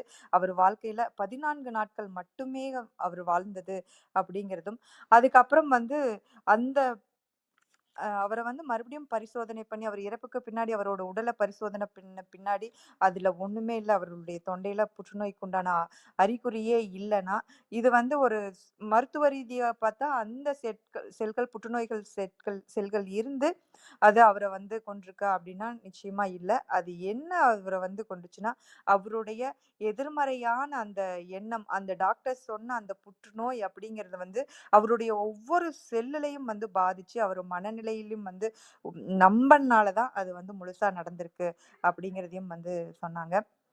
ஜோசப் மர்ஃபி வந்து பத்தி குறிப்பிட்டாங்க. அந்த புத்தகம் பவர் ஆஃப் சப்கான்ஷியஸ்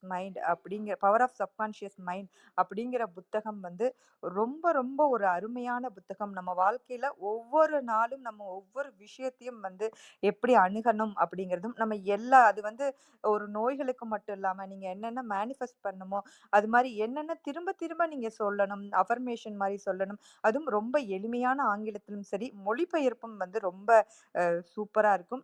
நிச்சயமா ஏதாவது அது புத்தகம் ரொம்ப பெரிய புத்தகம் அல்ல. ரொம்ப சிறிய புத்தகம் தான். படிக்கணும்னு ஆசைப்படுறவங்க நிச்சயமா படிச்சீங்கன்னா, அது படிச்ச டயத்த விட உங்களுக்கு பெரிய பெரிய ஒரு நன்மைகளும், அத நீங்க மத்தவங்களுக்கும் நிச்சயமா பரிந்துரை செய்வீங்க அப்படிங்கிறதையும் நான் வந்து ஊர்ஜிதமா சொல்றேன். ஏன்னா, அது என்னுடைய ஒரு ஃபேவரைட் புத்தகம் அப்படின்னு சொல்லுவேன். அத அப்பப்ப நீங்க வந்து எப்ப வேணா எடுத்து பார்த்தீங்கனாலுமே, அது உங்களுக்கு எப்பவுமே ஒரு கைடன்ஸ குடுத்துக்கிட்டே இருக்கக்கூடிய புத்தகம். அதுல வந்து அவருடைய வாழ்க்கையில நடந்தத வந்து ரொம்ப அழகா குறிப்பிட்டாங்க. ஏன்னா ஒரு ஸ்கின் அலர்ஜி வந்த பின்னாடி ஒரு ஸ்கிராப் டெஸ்ட்ல அவரு தோலுக்கு அடியில வந்து புற்றுநோய் இருக்கு அப்படின்னு சொல்லி ஊர்ஜிதம் பண்ணுன பிறகு, அவரு வந்து போய் அந்த ஃபாதர் கிட்ட அதாவது ப்ரீஸ்ட் கிட்ட போயி, அவரு சொன்ன அந்த வாட்ச கண்டுபிடிச்சவரு என் ஃப்ரெண்ட் தான். அவரு சரி பண்ணி குடுத்துருவார்ன்னு சொல்லையிலேயே எனக்கு ஏன் இவரு இப்படி சொல்றாரு அப்படின்னு சொல்லிட்டு ரொம்ப அழகா மஞ்சு பார்கவி மேம் அத ரொம்ப அழகா அத நிறைவு பண்ணாங்க. ஏன்னா ஒரு வாட்ச கண்டுபிடிச்சவனுக்கே வந்து அந்த வாட்சை எப்படி ரிப்பேர் பண்ணணும்னு தெரிஞ்சிருக்கையில, நம்மள கண்டுபிடிச்சவரு யாரு? அவருடைய நிலை என்ன? அவருக்கு நம்மள வந்து ரிப்பேர் பண்ண தெரியாதா? அப்படின்னு ஒரு கேள்விய கேட்கிற மாரி தான் இருந்தது. ஏன்னா, அந்த இறைநிலை அது அவங்க ஆரம்பத்துல சொன்னதுக்கும், கடைசியா அவங்க நிறைவு பண்ணதும் ஒன்றே ஒன்று தான். நம்ம எல்லாமே வந்து ஒரே செல்களால் ஆன ஆக்கனவங்க அப்படிங்கிறதும் இல்லாம, நம்ம எல்லாருமே ஒரே இறை துகள் அப்படிங்கிறதையும் ரொம்ப அழகா புரிஞ்சுக்கணுங்கிற மாரி அவங்க குறிப்பிட்டாங்க. நிறைய விஷயங்கள வந்து அவங்க நம்மளுக்கு கேள்வியாவே விட்டுட்டாங்க. ஏன்னா, அதுக்கு எல்லாமே அதையும் ஆரம்பமும் முடிவும் ஒரே மாரி அதே மாரி தான் அவங்க சொன்னாங்க. சிந்தித்தே நீங்க தெரிஞ்சுக்கங்க. நீங்க வந்து நீங்களே தெரிஞ்சுக்கங்க. நீங்களே திங்க் பண்ணின்னு. அ கடைசி கட்டத்துல தான் வந்து கடவுள் காப்பாத்துவாங்கன்னு சொல்லி, நம்மளுடைய இந்த ஆங்கில மருத்துவர்கள்லாம் சொல்றதையும் சரி, இப்போ ஒரு மருத்துவம் அப்படின்னா, அதுக்கு நிறைய ஆராய்ச்சிகள். ஏன் ஒருத்தவங்களுடைய இதயத்த வந்து இன்னொருத்தவங்களுக்கு இதயத்துக்கு மாத்துறாங்க. லிவர் டிரான்ஸ்பிளான்ட் பண்றாங்க. அந்த மாரி நிறைய டெக்னாலஜி வந்து வந்துகிட்டே இருக்கு. அப்படி இருக்கும் பட்சத்துல, அப்ப என்ன ஆகணும்னா, நம்மளுடைய நோய்கள் அப்படிங்கிறது நிச்சயமா குறையணும். ஆனா, இப்ப இருக்கிற விஷயங்கள்ல புற்றுநோய் அப்படின்னா, நம்ம தமிழ்நாட்ட பொறுத்தளவு ஒரு குடும்பங்கள்ல வாய் விட்டு சொல்லாத ஒரு நோய்ன்னு சொல்லலாம். அந்த புற்றுநோய் அப்படின்னு சொல்ல மாட்டாங்க யாருமே. அது அந்த அந்த நோயாமா? அதாவது மறைமுகமாவே சொல்லுவாங்க. சொல்லப்போனா கமலஹாசன் படத்துல தான் வந்து அந்த நோய வந்து காமிச்சப்பவே அது ஒரு பெரிய விஷயமா வந்து காமிச்சிட்டு இருந்த விஷயத்துல, இப்போ புற்றுநோய்னா எங்க பார்த்தாலும் ஏதாவது ஒரு குடும்பங்கள்ல அந்த நோயால தான் இருக்கிறாங்க அப்படிங்கிறதும் கண்டுபிடிக்கப்பட்டதும் இல்லாம, இப்ப ஒரு லிவர் ஃபெயிலியர் ஆகட்டும், இல்லைன்னா புற்றுநோய் நோய்களாகட்டும், எந்த நோய்களுமே வந்து அபரிவிதமா எல்லாமே இருக்கிறதுக்கு என்னென்ன காரணம்னு நீங்களே வந்து தெரிஞ்சுக்கங்க அப்படிங்கிற கேள்வியும் நம்மகிட்டயே விட்டாங்க. இன்னைக்கு மஞ்சு பார்கவி மேம் உடைய விஷயங்கள மட்டும் நீங்க சொன்ன விஷயங்கள மட்டும் நீங்க சிந்திச்சு நீங்க தெரிஞ்சுட்டீங்கன்னா, நம்ம வாழ்க்கை ரொம்ப ரொம்ப தெளிவாயிரும். ரொம்ப நன்றிங்க மஞ்சு பார்கவி மேம். ரொம்ப அழகான விஷயங்கள ரொம்ப அருமையா எடுத்துக்காட்டுகளோட விளக்குனதுக்கு மிக்க மிக்க நன்றி. வணக்கம் விஜயாம்மா, நீங்க பேசலாம். நன்றிகள் அம்மா. வாழ்க வையகம், வாழ்க வையகம், வாழ்க வளமுடன். குரு வாழ்க, குருவே துணை. சரித்திரம் படைப்போம் தளத்திற்கு நன்றி. அதை எடுத்து சரித்திரம் படைத்து கொண்டிருக்கும் ஆரோக்கிய பிரிட்டோ ஐயா அவர்களுக்கு பல கோடி நன்றிகள். அதில் நடைபெற்று கொண்டிருக்கும் கற்பனை களம் ரேவதி அம்மா அவர்களுக்கும் பல கோடி நன்றிகள்.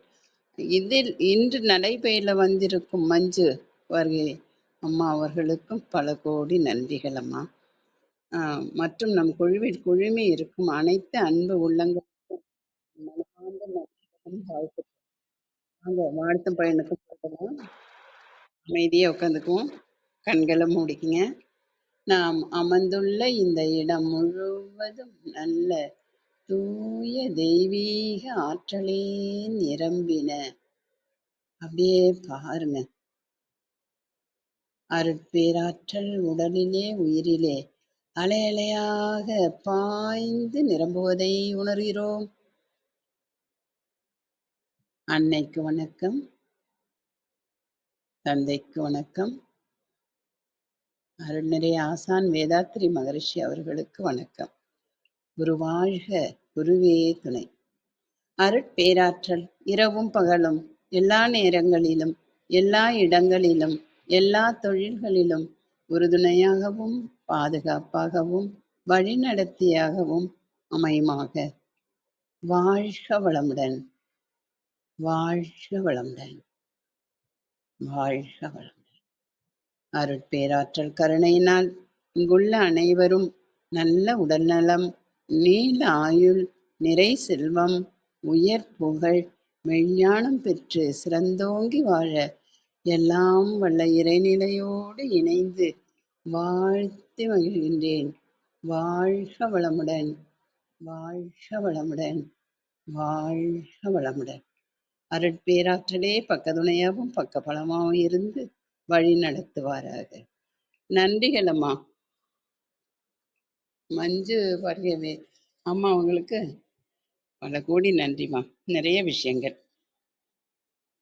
நம்ம மகரிஷி ஐயாவோட சிந்தித்தே செயல்படுவாய். ரொம்ப மிக அற்புதம்மா. எதை எடுத்தாலும் நம்ம ஒரு நிமிஷம் சிந்திக்கணும். இதை செய்யலாமா, இப்படி செய்யலாமா அப்படின்னு சிந்திச்சிருமோனா அதுக்கு விடை கிடைச்சிரும். அதன்படி நம்ம நடக்கலாம். அப்புறம் முடிஞ்ச அளவு எல்லாருக்கும் நன்மையை செய்ய தான் நம்ம சிந்தித்து செயல்படணும். தீங்கு செய்யறதுக்கு ஒருபோதும் இடம் கொடுக்கவே கூடாது. அதான் அம்மா ரொம்ப சொன்னாங்க. அப்புறம் பசி, தாகம், உறக்கம், ஓய்வு. இதை பத்தி அடிக்கடி அவங்க வரும்பொழுதெல்லாம் சொல்லிட்டே இருக்காங்கன்னா, நம்ம நினைப்போம் அவங்க சொன்னதையே சொல்றாங்களேன்னு. இல்லை, இதை எப்படி நம்ம எடுத்துக்கணும்னா, நம்ம கொஞ்சம் அப்படியே தவறி வழி தவறி போகும்பொழுது அந்த அப்படியே கூப்பிட்டு அந்த வழி நடைபாதையில விடுறாங்க நம்மள. அதை வந்து நம்ம எடுத்து சிந்திச்சு பார்க்கணும். அது அப்படிதான் நான் எடுத்துக்குவேன். நம்ம எல்லாருமே இதை வந்து இந்த சரித்திரம் படைப்போம் தளத்துல வந்து ஒவ்வொருத்தவங்களும் ஒவ்வொரு விஷயங்களை நம்மளுக்கு எப்படி விதைக்கிறாங்க பாருங்களேன். அதை அதுக்கு நம்ம தலை வணங்கி அதை மதிச்சு அந்தபடி நம்ம பின்பற்றணும். நம்ம இந்த காதுல கேட்டுட்டு இப்படி விடவே கூடாது. அப்படி விட மாட்டோம் யாரும். இருந்தாலும் நான் வந்து ஒரு தாய் ஸ்தானத்துல இருந்து இதை உங்களுக்கெல்லாம் சொல்லி கொடுக்குறேன். உம் உம் அம்மா அவங்க காலையிலே வந்து எவ்வளவு ஒரு நல்ல விஷயங்களை நிறைய எடுத்து சொல்லியிருக்காங்க. அவங்க சொன்ன விஷயத்த ரேவதி அம்மா அவங்க அப்படியே, அதுக்குதான் அவங்களுக்கு கற்பனை களம்னு நான் பேரே வச்சிருக்கேன். எப்படி இவ்வளோ ஒரு அருமையா பேசுறாங்கன்னே எனக்கு தெரியல. இதெல்லாம் கடவுள் வந்து ஒவ்வொருத்தவங்களுக்கும் ஒவ்வொரு gift கொடுத்து இதன் வழியில நடங்கன்னு நம்மள சொல்லியிருக்காங்க. அதை தான் நம்ம எடுத்து ஒவ்வொருத்தவங்களும் இதுல நடந்துட்டு இருக்கோம். இதெல்லாம் நம்ம சிந்திச்சு பார்க்கணும். அதுக்காக தான் சொல்றேன். அம்மா நிறைய விஷயங்கள சொன்னாங்க. அதையே அடுத்து ரேவதியும் சொல்லிட்டாங்க. நான் இதோட முடிச்சுக்கிறேன். நிறைய விஷயங்கள் நீங்களும் பேசணும், கேட்கணும். இப்போ மஞ்சு பார்கவி அம்மா அவங்களும் அவங்க குடும்பமும் குழந்தைகளும் தொழிலும் நல்ல உடல் நலம், நீலாயுள், நிறை செல்வம், உயர்ப்புகழ், மெஞ்ஞானம் பெற்று சிறந்தோங்கி வாழ வேண்டும். நர்மதா அம்மாவுக்கும் நன்றி. நன்றிகள் அம்மா. மிக்க நன்றிங்க விஜயா அம்மா. ஒவ்வொரு நாளும் வந்து ரொம்ப அழகா வந்து வாழ்த்துக்களை எங்களுக்கு வந்து தெரிவிச்சிட்டு இருக்கிறதுக்கு மனமார்ந்த நன்றிகளை வந்து தெரிவிச்சுக்கிறோம். மிக்க மிக்க நன்றிங்கம்மா. வணக்கம் இசைக்கு சார், நீங்க பேசலாம்.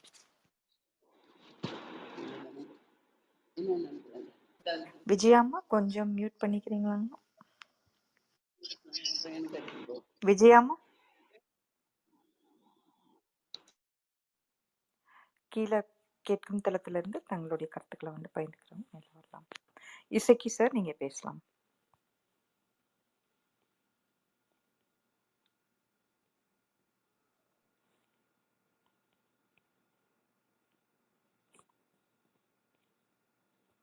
இசைக்கு சார் இருக்கீங்களா? வணக்கம் சேவியர் சார், நீங்க பேசலாம். வணக்கம், அனைவருக்கும் இனிய காலை வணக்கம். மாதத்திற்கு 2 முறை ஆரோக்கியம் அத்தியாவசியம் என்ற தலைப்பில மஞ்சு பார்கவி அவர்கள் உரையாற்றுறாங்க. இன்று இறுதியில தான் இணைஞ்சேன். அவங்க அந்த கேள்வியோட முடிச்சாங்க. நல்ல ஒரு ரேவதி சகோதரி அவங்க அவ்வளவு அருமையா தொகுத்து வழங்கினாங்க. அதுல இருந்து தெரிஞ்சிருச்சு மஞ்சு பார்கவி என்ன உரையாற்றினாங்க அப்படின்ட்டு. அது வாட்சை கண்டுபிடிச்சவனுக்கு அது ரிப்பேர் பண்ண தெரியாதா? இவ்வளவு டெக்னாலஜி, அறிவியல், விஞ்ஞானம் எல்லாம் வளர்ந்ததுக்கு அப்புறம் எல்லா நோயும் அழிஞ்சிருக்கணும்ல, ஏன் அதிகமாகுது? இதை சிந்திங்க அப்படின்னு முடிச்சுட்டாங்க. எல்லாமே யோசிச்சு பார்க்கும்போது எல்லாமே ஒரு ஒரு கமர்ஷியல், ஒரு பிசினஸ், அப்படித்தான் இருக்கு. எல்லாமே இது அட்வர்டைஸ்மெண்ட். ஹாஸ்பிட்டலுக்கு அட்வர்டைஸ்மெண்ட் வந்தாலே அது பிசினஸ் தான். அந்த இது ஃபெர்டிலிட்டி சென்டரு இந்த பக்கம் எல்லா பக்கமும் இப்ப அட்வர்டைஸ்மெண்ட் பண்றாங்க அப்படின்னாலே வாங்க, இங்கதான் சிறப்பா இருக்குது, இங்க வாங்க அங்க வாங்க அப்படின்ட்டு சொல்லும் பொழுது தெரியுது. நம்ம எல்லாத்தையும் நம்ப வைக்கிறாங்க. இதுதான் இனிமே இங்க வந்துதான் ஆகணும், இங்க வந்தாதான் உனக்கு சரியாகும் அப்படிங்கிற மாதிரி நம்ப வைக்கிறாங்க எல்லாத்தையும். அவங்க வழிக்கு நம்மளை கொண்டு போறாங்க. நம்மளும் அதுல போய் விழுந்துருவோம். அப்படி விழுவக்கூடாது, எல்லாமே நம்ம கிட்ட இருக்கு அப்படிங்கிறது தான் மஞ்சு பார்கவியோட ஒரு நோக்கமா இருக்கு. அதனால ஆழ்மனதின் அற்புத சக்தியும் அந்த புத்தகம் வந்து நமக்கு சென்ற வாரத்துக்கு முந்தின வாரம் சிறப்பு விருந்தினர் வந்த வித்யா அவங்க சொன்னாங்க, அந்த புத்தகம் தான் என் வாழ்க்கையை திருப்பி போட்டுச்சு அப்படின்ட்டு. அந்த புத்தகத்தை இப்ப இவங்களும் சொல்லும்போது அதனுடைய பவர் எப்படி இருக்கு அப்படின்னு தெரிஞ்சுக்க முடியுது. அந்த ஜோசப் அவருடைய வாழ்க்கை வரலாறையும் அதை படிக்கணும் அப்படிங்கிற மாதிரி தோணுது. நிறைய கருத்துக்கள். ஆனா அவங்களுடைய நோக்கமே என்ன அப்படின்னா, மருந்தில்லா மருத்துவம் எல்லாமே நமக்குள்ளதான் இருக்கு. நோய் நாடி நோய் முதல் நாடி அதுதறிக்கும் வாய் நாடி வாய்ப்ப செயல். அது எதன் அதனுடைய ஆணி வேர் என்ன, அதை கண்டுபிடி அதுல இருந்து நம்ம சரி பண்ணிக்கலாம் அப்படிங்கிறதான் அவருடைய நோக்கம். அதுக்காக பல சைடு எஃபெக்ட்ஸ் நிறைந்த எல்லா மருந்துகளையும் மாத்திரைகளையும் சாப்பிட்டு உடம்ப கெடுத்துக்காம அந்த மருந்து இல்லாம நம்ம எப்படி ஆரோக்கியமா வாழலாம் அப்படிங்கிறது தான் அவங்களுடைய நோக்கமா இருக்கு. இன்னமும் சொல்லப்போனா இன்னமும் அந்த சுகரை பத்தி பேசும்போது இந்தியாவில் நம்பர் 2 நாடாக இருக்கு. அதாவது நான் அடிக்கடி சொல்றது உண்டு, இந்த மருத்துவம் எப்படி அப்படின்னா, ரொம்ப நாள் உயிரோடு இருக்கணும், ஆனா ஆரோக்கியமா இருக்கக்கூடாது. அதுதான் அவங்களுடைய நோக்கம். கண்ட்ரோல் கண்ட்ரோல் கண்ட்ரோல்னு அப்படி இருந்துகிட்டே இருக்கணும், ஆனா அதனுடைய வீரியம் அதிகமாயிட்டே தான் இருக்கணும், உயிரோட இருக்கணும், ஆனா ஆரோக்கியம் இருக்கக்கூடாது. அதுதான் அவங்களுடைய நோக்கம். அதனால அதை கொஞ்சம் அவங்க சொன்ன மாதிரி சிந்திச்சு நம்ம அதுக்கு என்ன பண்ணணும் அப்படிங்கிறத நம்ம பார்க்கணும். நன்றிகள் மஞ்சு பார்கவி. நீங்க ஒரு சமூக அக்கறையோட ஒரு விழிப்புணர்வை நீங்க தூண்டு விட்டுட்டு இருக்கீங்க. நன்றி நன்றி, வாய்ப்புக்கு நன்றிங்க. மிக்க நன்றிங்க சார். இப்போ எந்த அளவுக்கு மருத்துவம்னா வணிகம் ஆயிடுச்சு அப்படிங்கிறத ரொம்ப அழகா சொன்னீங்க. இப்பெல்லாம் பிரசவத்துக்கெல்லாம் ஒரு பேக்கேஜ் மாதிரி எல்லாம் அனௌன்ஸ் பண்றாங்க அப்படிங்கிறதையும் கேள்விப்பட்டு ரொம்ப மன வருத்தமா இருக்கு. ஒவ்வொரு விஷயமே மருத்துவம் சார்ந்து போனோம்னாவே நம்மளுக்கு வருத்தப்படுற மாதிரி விஷயங்கள் நிறைய நிறைய நடந்துகிட்டே இருக்கு. அதுக்கு எல்லாம் முற்றுப்புள்ளியா என்ன நம்ம பண்ணணும் அப்படிங்கிறத ரொம்ப அழகா மருந்தில்லா மருத்துவம் அப்படிங்கிறத பத்தியும் ரொம்ப அழகா குறிப்பிட்டீங்க. மிக்க நன்றி. வணக்கம் இசக்கி சார், நீங்க இருக்கீங்களா? பேசுறீங்களா? வணக்கம் ஆனந்த் சார், நீங்க பேசலாம்.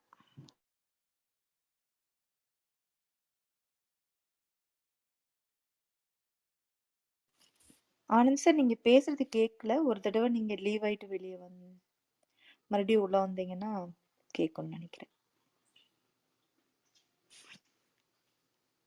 சார். பேசுங்க சார். ஆனந்த் சார் கேட்கலைங்க சார்.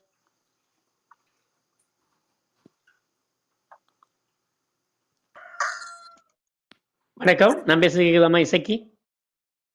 சார் நீங்க பேசலாம். ஆனந்த் சார் ஒரே நிமிடம் சார். ஆனந்த் சார் மறுபடியும் நீங்க லீவ் ஆயிட்டு மறுபடியும் வந்து பாருங்க. இசக்கி சார் நீங்க பேசலாம். அதாவது அருமையாக அம்மா சொன்னாங்க. நம்ம அதாவது என்ன சொல்லுவோம்னா, வணக்கம், நான் இசக்கி அலெக்ஸ் கண்ணன் பேசுகிறேன். இந்த நிகழ்வு அருமையாக இருந்தது. அதாவது மருந்தில்லா மருத்துவம் குறித்தும் ஒரு நம்பிக்கை நமக்கு வேண்டும் என்பதை குறித்தும் அழகாக சொன்னாங்க. தமிழ் ஒரு அறிவியல் என்று சொன்னார்கள். அதற்கு உதாரணம் 18 கணக்கு நூலில் 2 நூல்கள் இருக்கின்றன. அதாவது சிறுபஞ்ச மூலம், அதுபோல திருக்கடுகம், ஏலாதி. இந்த 3 நூல்களுமே அந்த நம்முடைய தமிழ் மருத்துவத்தையும் அதனுடைய தமிழ் நோய்களையும் பற்றி அழகாக சொல்கிறார். அதுபோல திருக்குறளையும் குறித்து அழகாக கொண்டு வந்தார்கள். அந்த நோய் நாடி நோய் முதல் நாடி, அதுவும் அருமையான திருக்குறள். அதுபோல நம்முடைய அற்றார் அரவழிந்து உண்க, அந்த திருக்குறளையும் மையமாக வைத்து அழகான கருத்துக்களை எல்லாம் சொன்னார்கள். அனைத்தையும் மறுமையம்மா ரேவதி அம்மா அவர்கள் அழகாக சொன்னார்கள். அதுபோல விஜயாம்மாவும் அவருடைய கருத்துக்களை அனைத்தையும் தொகுத்து சொல்லிவிட்டார்கள். ஆனால் அந்த மனதின் ஆழம் என்ற புத்தகத்தை குறித்தும் அருமையான கருத்துக்களை எல்லாம் சொல்லி நம்ம எல்லாம் நெறிப்படுத்தி நம்முடைய வாழ்க்கை தரம் எப்படி இருக்க வேண்டும். அதாவது வள்ளுவர் சொல்லுவான், தெரிந்து தெளிதல் என்ற அதிகாரத்தில் அழகாக சொல்வார், தேரான் தெளிவும் தெளிந்தான் கையொழுவும் தீரா இடும்பை தரும். நம்ம எந்த விஷயத்தையுமே தெரிந்து தெளிய வேண்டும் என்பதற்கு அழகானது ஒரு திருக்குறள். அந்த திருக்குறளை மையமாக வைத்து இன்று அழகான கருத்துக்களை எல்லாம் நமக்கு பகிர்ந்தளித்த அருமை அம்மா பார்கவி அம்மா அவர்களுக்கு என்னுடைய நன்றிகளையும் வாழ்த்துக்களையும் தெரிவித்துக் கொண்டு, இந்த கருத்துக்களை நாம் செவிமடுக்கிறோம்.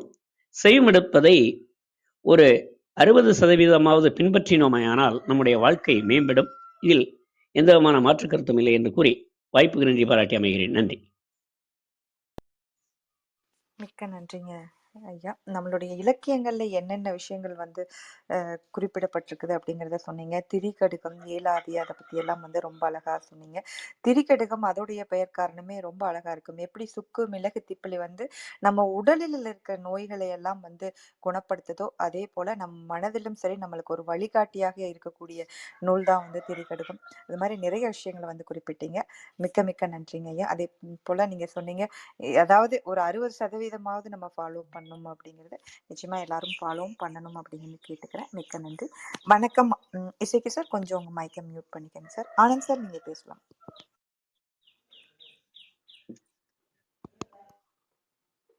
ஆனந்த் சார் பேசுறீங்களா சார்? நீங்க பேசுறது கேட்கல, எனக்கு மட்டும்தான் கேட்கலையா? மஞ்சு பார்கவி, சேவியர் அண்ணா, யாராவது கேக்குதுங்களா ஆனந்த் சார் பேசுறது? கேட்கலீங்கம்மா, கேட்கல. கேட்கல. சரிங்க சார். ஆனந்தன், நீங்க எதுவும் கிளப் ஹவுஸ் கொஞ்சம் நீங்க ரீஇன்ஸ்டால் பண்ணி கூட பாருங்கன்னா, சில சமயம் அப்டேட் பண்ணா கூட சீக்கிரம் வரும்னு நினைக்கிறேன். மன்னிக்கவும். ராமச்சந்திரன் ஐயா, நீங்க பேசலாம். அம்மா வணக்கம். நற்செயல் மூலம் சரித்திரம் படைத்துக் கொண்டிருக்கும் உறவுகள் அனைவருக்கும் இனிய காலை வணக்கம். இன்றைய நற்செயல் ஆரோக்கியம் தொடர்பான ஆரோக்கியம் அத்தியாவசியம் என்ற தலைப்பில் அன்பு சகோதரி மஞ்சு பார்கவி அவர்களுடைய உரை மிகவும் சிறப்பு. அம்மா அவர்களுக்கும் எனது இனிய காலை வணக்கத்தை தெரிவித்துக் கொள்கிறேன். அற்புதமான இந்த காலை பொழுதிலே அம்மா மஞ்சு பார்கவி அவர்களுடைய மருந்தில்லா மருத்துவம் தொடர்பான செய்திகள் அனைத்தும் நம் அனைவருக்கும் ஒரு பயனுள்ள வகையிலே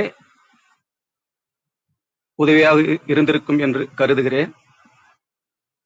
இப்பொழுதுள்ள இந்த ஆங்கில மருத்துவ முறையில் எப்படியெல்லாம் நம்மளுடைய உடலை வருத்தி கொண்டு அந்த மருத்துவ உலகிலே நாம் சிக்கி பொருளாதார சூழலை எல்லாம் இழந்து மிகவும் வறுமை கோட்டுக்கு கீழ் போகக்கூடிய சூழ்நிலைகளை எல்லாம் நாம் ஒவ்வொருவரும் அனுபவித்துக் கொண்டிருக்கின்ற இந்த நோய் பிரச்சனைகளால் அனுபவிக்கிறவர்கள் ஒவ்வொருவரும் இப்படிப்பட்ட சூழ்நிலையில் நம்முடைய முன்னோர்கள் நமக்கு விட்டு சென்ற இந்த பாரம்பரிய மருத்துவம் தொடர்பான ஒரு விழிப்புணர்வை அம்மா அவர்கள் ஏற்படுத்திக் கொண்டிருக்கிறார். இது மிகவும் ஒரு ஆரோக்கியமான ஒரு செயல்பாடு. நம்ம சமீபத்தில் கூட இந்த பாரம்பரிய மருத்துவம் தொடர்பாக ஒரு சைனாவை சேர்ந்த ஒரு பெண் மருத்துவருக்கு நோபல் பரிசு கூட கிடைத்ததை நம்ம அறிகிறோம். அதை 2 வருடங்களுக்கு முன்னு நினைக்கிறேன். இப்படிப்பட்ட இந்த பாரம்பரிய மருத்துவ விஷயங்களை வந்து அனைவரும் புரிந்து கொள்ளக்கூடிய வகையிலே ஒரு விழிப்புணர்வை உருவாக்கி எல்லோரும் பயன்படக்கூடிய வகையில அம்மா மஞ்சு பார்கவி அவர்களுடைய உரை வந்து ரொம்ப பயனுள்ள வகையில் இருந்தது. அதே போன்று அம்மா காலையிலேயே ஒரு விஷயத்தை ஆரம்பிக்கும் போதே சொன்னாங்க, கேட்டல் என்பது வேறு, கவனித்தல் என்பது வேறு. அதே மாதிரி இப்போ அம்மா சொன்ன ஒவ்வொரு விஷயத்தையும் கவனிச்சு பார்க்கும்போது இந்த உடல் சார்ந்த விஷயத்துக்கு பெரும்பாலும் நாம் இந்த உளவியல் சார்ந்த சில விஷயங்கள் நம்ம சரி பண்ணிக்கிட்டாவே உடல் சார்ந்த நோய்கள் இருந்து நம்ம விடுதலை பெறலாம் அப்படின்ற மாதிரி இது எதற்கெடுத்தாலும் மருத்துவரை நோக்கி ஓடுகின்ற அந்த சூழ்நிலையை குறைத்துக் கொள்ளலாம் அப்படின்ற மாதிரி அம்மா வந்து அவருடைய உரையில நம்ம ஆழ்மனதுல பதிகிற மாதிரி பேசினாங்க. அதே மாதிரி சில புத்தகங்களையும் அம்மா வந்து நமக்கு அறிமுகப்படுத்தினாங்க. இந்த ஆழ்மனதின் அற்புத சக்திகள் அப்படின்ற ஒரு புத்தகத்தை வந்து படிக்கிற மாதிரி நமக்கு ரெஃபர் பண்ணாங்க. இதை ஏற்கனவே கூட நம்ம தளத்துல பதிவு பண்ணியிருக்கேன். அதனால இந்த புத்தகத்தை எனக்கும் படிக்கணுன்ற ஒரு ஆவல் இருக்கு. இப்படிப்பட்ட நல்ல ஒரு விஷயங்களை நாம் பிறந்த மண்ணிலேயே பல அற்புதமான இந்த ஆரோக்கியம் தொடர்பான விஷயங்கள் குவிந்து கிடக்கிறது. இதை நாம் பயன்படுத்தி நம் உடலையும் உள்ளத்தையும் ஆரோக்கியத்தையும் பராமரிக்க வேண்டும். அதே போன்று நம் தளத்திலே ஆரோக்கியம் தொடர்பான பல விஷயங்கள் பேசப்படுகிறது. அதில் நாம் ஒவ்வொன்றையும் கவனித்து நம் உடல் ஆரோக்கியத்துக்கான ஒவ்வொரு விஷயங்களையும் முயற்சி செய்து நாம் பயனடைவோம் என கூறி அம்மா அவர்களுக்கு நன்றியும் வணக்கத்தையும் தெரிவித்துக் கொள்கிறேன். வாழ்க வையகம், வாழ்க வளமுடன்.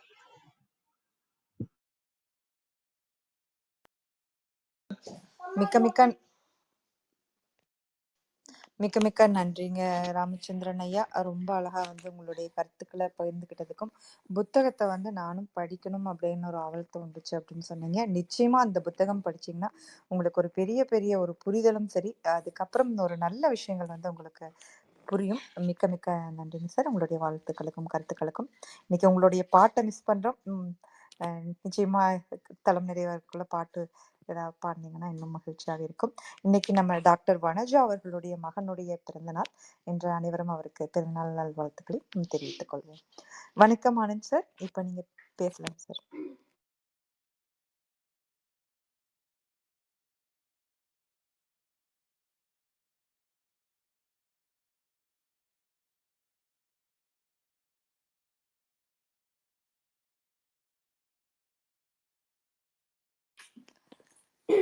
ஆனந்த் சார், சார் உங்க நெட்வொர்க் சேலஞ்சுன்னு நினைக்கிறேங்க சார், நீங்க பேசுறது கேட்கல. கீழே கேட்கும் தளத்திலிருந்து யாராவது தங்களுடைய கருத்துக்களை பகிர்ந்துக்கணும்னா பகிர்ந்துக்கலாம். இல்லைன்னா நம்ம மஞ்சு பார்க்கவி அவர்களுடைய நன்றிகள் அம்மா. அம்மா பேசுங்கம்மா. வனஜா தானே சொன்னீங்க பிறந்த நாள்? ஆமாங்க, டாக்டர் வனஜா அவங்களுடைய மகனுங்கம்மா. நம் தளத்தில் உள்ள அனைவரும் சேர்ந்து டாக்டர் வனஜா அவர்களை வாழ்த்தி அவங்க மகிழ்வோம். மகன்மா, அவங்க வனஜா பையங்கம்மா. பேர் வரலம்மா. நம்ம எல்லாரும் சேர்ந்து இந்த தளத்துல வாழ்த்துவோம். அவங்க நல்ல உடல்நலம், நீலாயுள், நிறை செல்வம், உயர்ப்புகழ், விஞ்ஞானம், உயர்கல்வி, நல்லொழுக்கம் பெற்று சிறந்தோங்கி வாழ எல்லாம் வல்ல நிலையோடு இணைந்து வாழ்த்தி மகிழ்கின்றேன். வாழ்க வளமுடன், வாழ்க வளமுடன், வாழ்க வளமுடன். நன்றிகள் அம்மா. மிக்க மிக்க நன்றிங்கம்மா, வாழ்த்துக்களை தெரிவிச்சதுக்கு மிக்க மிக்க நன்றி. ஆனந்த் சார், மன்னிக்கவும் சார், நீங்க பேசுறது கேட்கல. கீழே கேட்கும் தளத்துல இருந்து யாராவது தங்களுடைய கருத்துக்களை பகிர்ந்துக்கணும்னா பகிர்ந்துக்கலாம். இல்லைன்னா மஞ்சு பார்க்கவி அவர்களுடைய நம்ம ஏற்புரைக்கு போயிடலாம். மஞ்சு, நீங்க உங்களுடைய ஏற்புரையை கொடுக்கலாம். அனைவருக்கும் மீண்டும் ஒரு முறை இனிய காலை வணக்கம். சொல்லரங்கம் சொந்தம் நீண்ட நாளுக்கு பிறகு சந்திப்பது போல இருந்தது. ஏன்னா போன வாரம் தம்பி கார்த்தி அவர்கள் பேசினார்கள். போன முறை ஒரு வாரத்திற்கு முன்பாக 27ஆம் தேதி நடந்த நிகழ்வுல. இப்போது ஒரு நல்ல ஒரு புதிய ஒரு தலைப்பை இன்று நாம் கலந்துரையாடினோம். கேட்பது போலவே அதை நடைமுறைப்படுத்த வேண்டும். செவி மடுக்கும் அதே தருணத்தில் அதை செயல்படுத்த வேண்டும் என்று இங்கு வந்திருந்த இசக்கி ஐயா அவர்கள் கூறினார்கள்.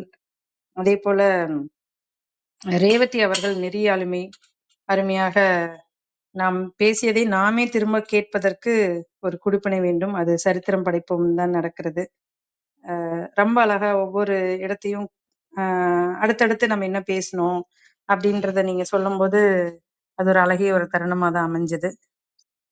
அதே போல விஜயா அம்மா வாழ்த்துக்கள் கூறும்போது என்னுடைய தாயாருக்கும் என்னுடைய குடும்பத்தில் இருக்கும் ஒவ்வொருவருக்கும் அந்த வாழ்த்துக்கள் சென்று அடையும் போது பெரும் மகிழ்ச்சி அம்மா. மிக்க மிக்க நன்றி அம்மா. அம்மாவை பற்றி குறிப்பிடும்போது அவர்கள் மருந்து இல்லாமல் தான் அவர்களுடைய அனுபவத்தை நம்மோடு பகிர்ந்து கொண்டுள்ளார்கள். உண்மையிலுமே யங்ஸ்டர் அப்படின்னா விஜயா அம்மா தான். ஏன் அப்படின்னா புது புது விஷயங்களை உள்வாங்கிறதுல அவங்க ஒரு இளமையான ஒரு மனநிலைமையோட இருக்கிறதுனால உண்மைக்குமே அவங்க தான் இளமையானவர்கள். நமக்கு கூட அந்த சலிப்புத்தன்மை வரும். ஆனா அம்மாவுக்கு வந்து தொடர்ந்து நம்ம தளத்துல வர்றதாகட்டும், எல்லாத்தையும் வாழ்த்துறதாகட்டும், அது ஒரு பாக்கியம் அம்மா உங்களுக்கு. அடுத்ததாக அருள் சேவியர் சார் எப்போதுமே கூர்ந்து கவனிப்பாளராக ஒரு ஒரு நுட்பமான மனநிலைமையோடு கூர்ந்து கவனிப்பார்கள். அவர்கள் சொன்னது போல இந்த டெக்னாலஜிஸ் இவ்வளவு வளர்ந்தும் ஏன் நோய்கள் குறையல, அதே போல விளம்பரம் செய்கிறார்கள் என்றாலே அது வியாபாரம் தான், விழித்துக் கொள்ளுங்கள் என்று அழகாக எடுத்து சொன்னார்கள். கிளினிக்கல் எஸ்டாப்ளிஷ்மெண்ட் லா அப்படின்னு சொல்லி நம்மளுடைய இந்திய அரசியலமைப்பு சட்டம் என்ன சொல்லுது அப்படின்னா, என்கிட்ட வந்தா இந்த நோயை சரி பண்ணிட முடியும்னு சொல்லி எந்த மருத்துவத்திலையும் எந்த ஒரு மருத்துவரும் கூறக்கூடாது. ஏன்னா மருத்துவம் என்பது பை பிராக்டிஸ். நம்ம வந்து பிராக்டிஸ் பண்ணும்போதுதான் நிறைய பேஷண்ட்ஸை பார்க்கும்போது ஒவ்வொரு பேஷண்ட்டும் நமக்கு ஒரு அனுபவம் கிடைக்கும். அப்போ உறுதியா இதை சரி பண்ணிடுவேன் அப்படின்னு வந்து அல்லது எங்கிட்ட வந்தா அந்த ஃபர்டிலிட்டியில வந்து நான் வந்து குழந்தை பெற்றுக்க முடியும் அப்படின்னு விளம்பரப்படுத்தக்கூடாது. அது சட்டத்துக்கு புறம்பானதுதான் இன்னைக்கு நடந்துகிட்டு இருக்குதுங்கிறதுக்கு நம்ம அருள் சேவியர் சார் சொன்னபோது ஞாபகம் வந்தது. அதே போல ராமச்சந்திரன் ஐயா அவர்கள் அழகாக நன்றி கூறினார்கள். மிக்க நன்றி ஐயா. இதே போல கேட்டுக்கொண்டிருக்கும் ஒவ்வொருவர் மனதிலும் ஒரு சின்ன மாற்றத்தை இன்று நாம் விதைத்து சென்றுள்ளோம் என்ற ஒரு மனநிறைவோடு உங்கள் அனைவரிடமும் இருந்து விடைபெறுகிறேன். ஒரு நல்ல ஒரு செயலை இன்று செய்து நாளை அதற்கான பலனை நாம் அறுவடை செய்வோம். அது நிச்சயமா நடக்கும். மாற்றம் என்பது நம்மாழ்வார் ஐயா சொல்லுவாங்க, சின்ன அளவுல தான் நடக்கும், பெரிய அளவுல என்னைக்குமே மாற்றம் வராது, சின்ன சின்ன சின்ன அளவுல தான் மாற்றங்கள் நடக்கும் அப்படின்னு. இன்னைக்கு அந்த மாற்றத்தை கண்கூட நம்ம பார்த்துக்கிட்டு தான் இருக்கோம். தொடர்ந்து அந்த சிறுதுளி பெருவெள்ளம் என்பதை போல பெரிய ஒரு மாற்றத்திற்கு இந்த சின்ன சின்ன மாற்றங்கள் அடித்தளம் விதைக்கும் என்று கூறி விடைபெறுகிறேன். இந்த வாய்ப்பினை கொடுத்த சரித்திரம் படைப்போம் குழுவில் உள்ள ஒவ்வொருவருக்கும் நன்றி கூறி விடைபெறுகிறேன். நன்றி நன்றி நன்றி. மிக்க நன்றிங்க மஞ்சு பார்வதினா. ரொம்ப அழகான ஏற்புரையாக இருந்தது. ஒவ்வொருத்தரும் வந்து சொன்னதையும் கவனிச்சு அவர்களுக்கு நன்றி சொன்னது ரொம்ப ரொம்ப அழகா இருந்தது. நீங்க சொல்ற மாதிரி நற்செயல் அப்படிங்கிறதுல இன்னைக்கு காலையிலேயே ரொம்ப ஒரு அழகான ஒரு நற்செயலை வந்து விதைச்சிருக்கீங்க. நிச்சயமா அந்த விதைகள் எல்லாம் சீக்கிரமாக விருட்சமாக மாறட்டும். ராமச்சந்திரன் ஐயா. அம்மா வணக்கம். நம்ம அம்மா மஞ்சு பார்க்க ஒரு கடிகாரம் பத்திய ஒரு விளக்கம் சொன்னாங்க. அந்த கடிகாரம் சரி பண்றவங்க யாரு அப்படின்ற மாதிரி, அதற்கு வந்து இறைவன் தான் அதை கடைசியில அப்படின்ற மாதிரி ஒரு முடிவு பண்ணாங்க. அதனால அது சம்பந்தமான ஒரு பாடல். சரி.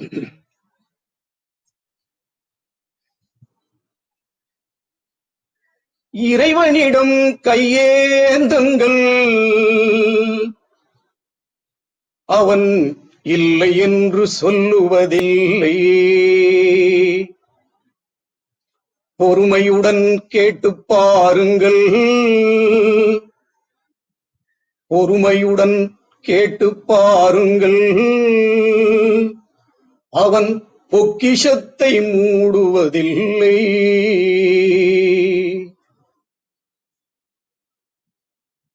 இறைவனிடம் கையேந்துங்கள், அவன் இல்லை என்று சொல்லுவதில்லை.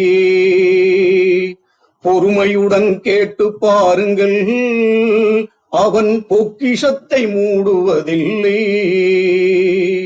இறைவனிடம் கையேந்துங்கள், அவன் இல்லை என்று சொல்லுவதில்லை.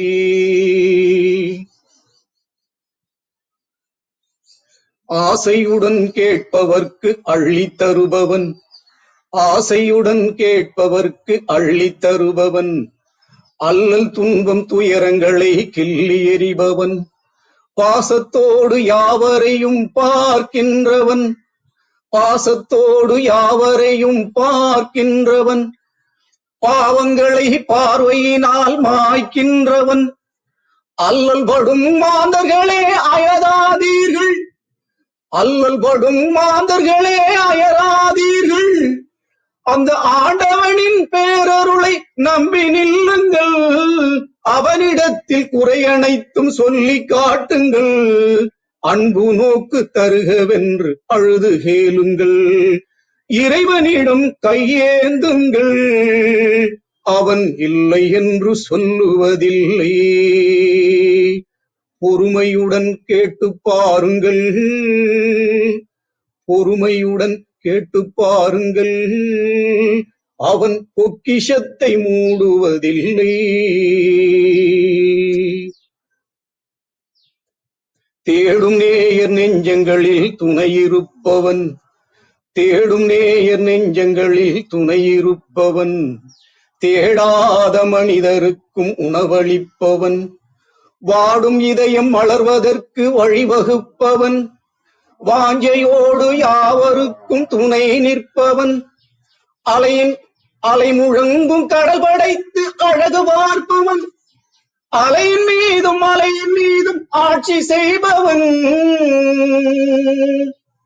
தலைவணங்கி கேட்பவர்க்கு தந்து மகிழ்பவன், தரணி எங்கும் நிறைந்து நிற்கும் மகாவல்லவன், இறைவனிடம் கையேந்துங்கள், அவன் இல்லை என்று சொல்லுவதில்லை. பொறுமையுடன் கேட்டு பாருங்கள், பொறுமையுடன் கேட்டு பாருங்கள், அவன் பொக்கிஷத்தை மூடுவதில்லை. இறைவனிடம் கையேந்துங்கள், அவன் இல்லை என்று சொல்லுவதில்லை. நன்றி, வணக்கம். வாழ்க வையகம், வாழ்க வளமுடன். மிக்க மிக்க நன்றிங்க ராமச்சந்திரன் ஐயா. ரொம்ப அழகான ஒரு பாடல். நம்ம இன்னைக்கு பேசின ஒரு தலைப்புக்கும் ஏற்ற பாடல். மிக்க மிக்க நன்றிங்க ஐயா. மிக்க நன்றி. இங்க தன்னுடைய சிறப்புரை கொடுத்த மஞ்சு பார்கவி அவர்களுக்கு நன்றி.